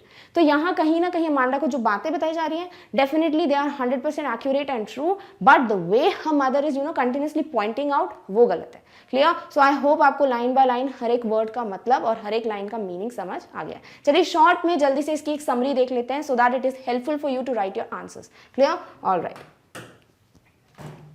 So the poem describes a girl named Amanda and her mother who is nagging her for her mistakes. अब इस poem में क्या बातचीत हो रही है? ये जो पोएम है Amanda written by Robin Klein, इस पोएम में पोइटर्स बता रही हैं कि किस तरीके से यू नो एक अमांडा मेन कैरेक्टर है हमारी स्टोरी की, हमारी पोएम की, जो कि एक यंग गर्ल है और उनकी जो मम्मा है वो कंटिन्यूसली यू नो नैग कर रही है, यानी पॉइंट आउट करेंगे भाई तुम्हारी गलती ये है, तुम्हारी मिस्टेक ये है. She is first pointed out most probably by her mother for biting her nails and for not sitting in the right posture. पहले स्टैंजा में उनकी मम्मा क्या बोलती है उनको कि नेल्स बाइट करना बंद करो, हंच करना बंद करो, स्लाउच करना बंद करो, राइट? तो उनकी मम्मा उनको दो चीज़ों पे टोकती है पहले स्टैंजा में. एक तो नेल बाइटिंग गलत है वो रोको, दूसरी बात राइट पोस्चर में, प्रॉपर पोस्चर में बैठो. The mother also feels that Amanda sits in a very lazy manner. ठीक है, यानी ऑब्वियसली उनकी मम्मा को ये सही है जो उन्होंने पॉइंट आउट किया कि ऐसा लगता है यू नो बहुत लेजी है अमांडा, एक्टिव नहीं है, बिल्कुल रिलैक्स्ड वे में बैठी हुई है. और इसी चीज़ पे वो टोकती है उनको अमांडा को कि यार sit properly in a right posture, ताकि ऐसा ना लगे यू नो कि that you are lazy. Clear? To this, Amanda imagines herself as a mermaid who lives a calm and relaxing life in the beautiful green sea. और इस बात पे जो मिस्टेक्स पॉइंट आउट होती हैं, इस पे अमांडा किस तरीके से रिएक्ट करती है, जैसे कि यू नो वो एक बिल्कुल ब्यूटीफुल सी, रिलैक्स्ड, बिल्कुल ग्रीन सी में मर्मेड की तरह ड्रिफ्ट कर रही हूँ. Further, she is nagged for not cleaning her room and shoes and also for not doing her homework. अब नेक्स्ट स्टैंजा में उनकी मम्मा उनको किस चीज़ पे यू नो पॉइंट करती है कि आपको क्या करना चाहिए था, कि आपने अपने शूज़ क्लीन नहीं किए, आपने अपना रूम क्लीन नहीं किया और अपना होमवर्क भी कंप्लीट नहीं किया है. तो ये तीनों चीज़ें हैं जिस पर अमांडा को यू नो पॉइंट आउट किया गया है कि भाई ये तुम्हारी गलती है. Now she then imagines herself to be an orphan because she is now fed up of being watched by her parents continuously. और अब इस पे यू नो वो इमेजिन करती हैं कि वो एक ऑर्फन है, एक ऐसी चाइल्ड है जिसके पेरेंट्स नहीं हैं, क्योंकि कंटिन्यूसली पेरेंट्स के थ्रू यू नो वो बार बार मिस्टेक्स का पॉइंट आउट होना, बार बार उनको बताया जाना कि ये गलत है ये सही है, वो कहीं ना कहीं वो चीज़ अब पसंद नहीं कर रही है और उसको लगता है कि मैं यू नो अपने वर्ल्ड में क्या हूँ, एक orphan हूँ. She says that she would have enjoyed her freedom then by making the patterns of her bare feet on the sand and would live a peaceful life. और वो जो imagine करती है कि भाई मैं एक ऑर्फन हूँ, स्ट्रीट में नॉर्मली घूम रही हूँ और सैंड पे मैं अपने बेयर फीट के साथ यू नो चल रही हूँ, तो यू नो पैरों के पैटर्न बन रहे हैं. ठीक है, पैर जब हम सैंड पे रखते हैं तो यू नो हमारे पैर का एक पैटर्न बन जाता है. ठीक है, तो वो उस सॉफ्ट सैंड पे बना रही हैं, वो पैटर्न्स ड्रॉ कर रही हैं और नॉर्मल है, रिलैक्स्ड है, कोई उनको टोकने वाला नहीं है, ऐसा वो इमेजिन कर रही हैं कि ये सब चीज़ें सुनने के बाद. Next, Amanda is scolded for eating too many chocolates. अब थर्ड थिंग जिस पे उनकी मम्मा उनको पॉइंट आउट करती हैं वो ये है कि तुम जो हो बहुत ज़्यादा चॉकलेट्स खा रही हो, don't eat it. So this causes pimples. क्यों भाई? क्योंकि चॉकलेट खाने से यू नो अमांडा को पिंपल्स हो जाते हैं, तो उनकी मम्मा उनको मना करती हैं कि भाई this might cause acne on your face, pimples on your face, तो stop eating chocolates. She is also scolded for not listening to her mother. और क्योंकि अमांडा अपनी मम्मा की बात सुन ही नहीं रही है, भाई उनको देख ही नहीं रही है, तो उनकी मम्मा उनको चिल्ला देती है कि भाई तुम मेरी बात जो है ध्यान से सुनो, मेरी तरफ देखो जब मैं तुमसे कुछ भी कह रही हूँ. So now Amanda thinks of being Rapunzel. और इस बात पे अब अमांडा के वर्ल्ड में क्या चल रहा है भाई, कि वो एक रपंजल है, वो एक फेरी टेल का कैरेक्टर है, a character from a fairy tale and wants to live in a huge tower like her. बिल्कुल रपंजल की तरह यू नो वो एक बड़े से टार में अकेले रहना चाहती हैं. In the tar she'll be alone and will live a peaceful life and will never allow anyone to come in. और वो क्या बोलती हैं कि भाई मैं यहाँ पर बिल्कुल अकेली रहूंगी, पीसफुल रहूंगी और मैं अपने बालों को कभी यू नो विंडो से लेट डाउन नहीं करूंगी. क्यों? ताकि कोई अंदर आ ना सके. तो वो चाहती हैं मैं टावर में अकेली रहूं और किसी को भी अलाउ नहीं करूंगी वहां पर आने के लिए. Finally, the mother asks her to stop being moody because she does not want anyone to blame her for harassing her daughter.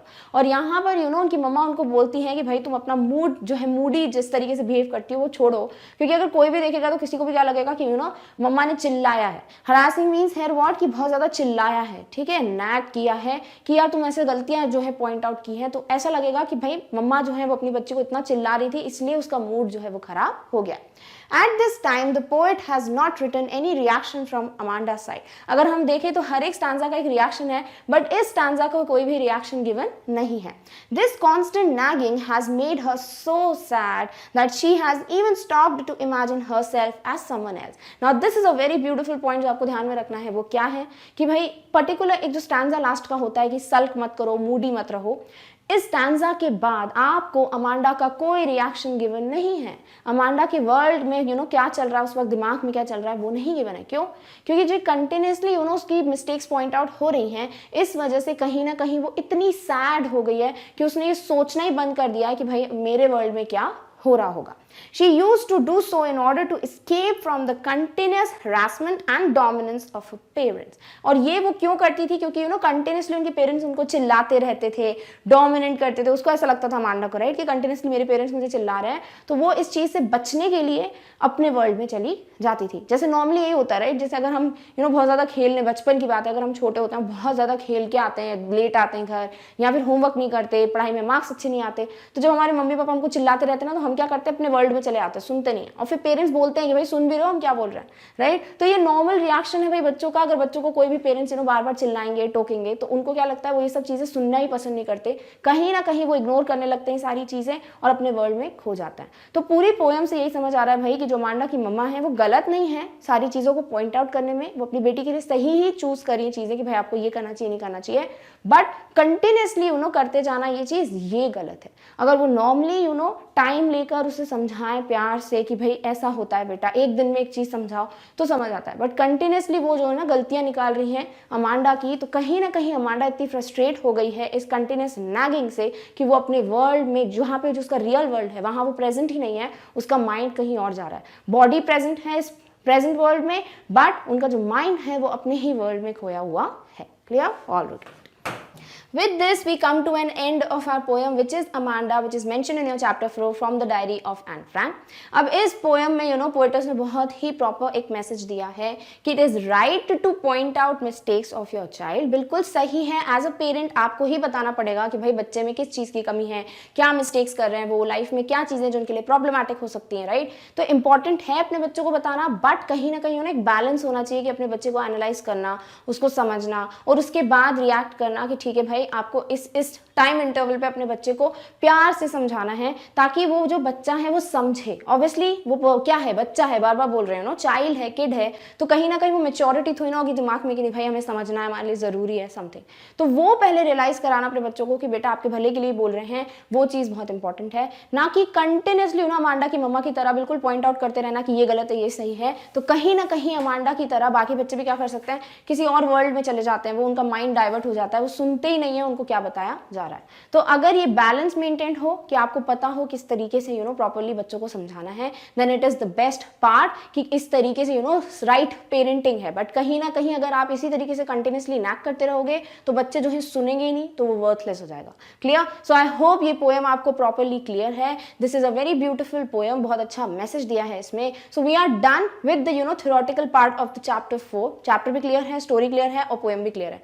Now we will discuss the NCERT solutions of this chapter in the next video very soon. Till then take care of yourself. और इस topic की notes की link आपको description box में मिल जाएगी. Thank you so much for watching.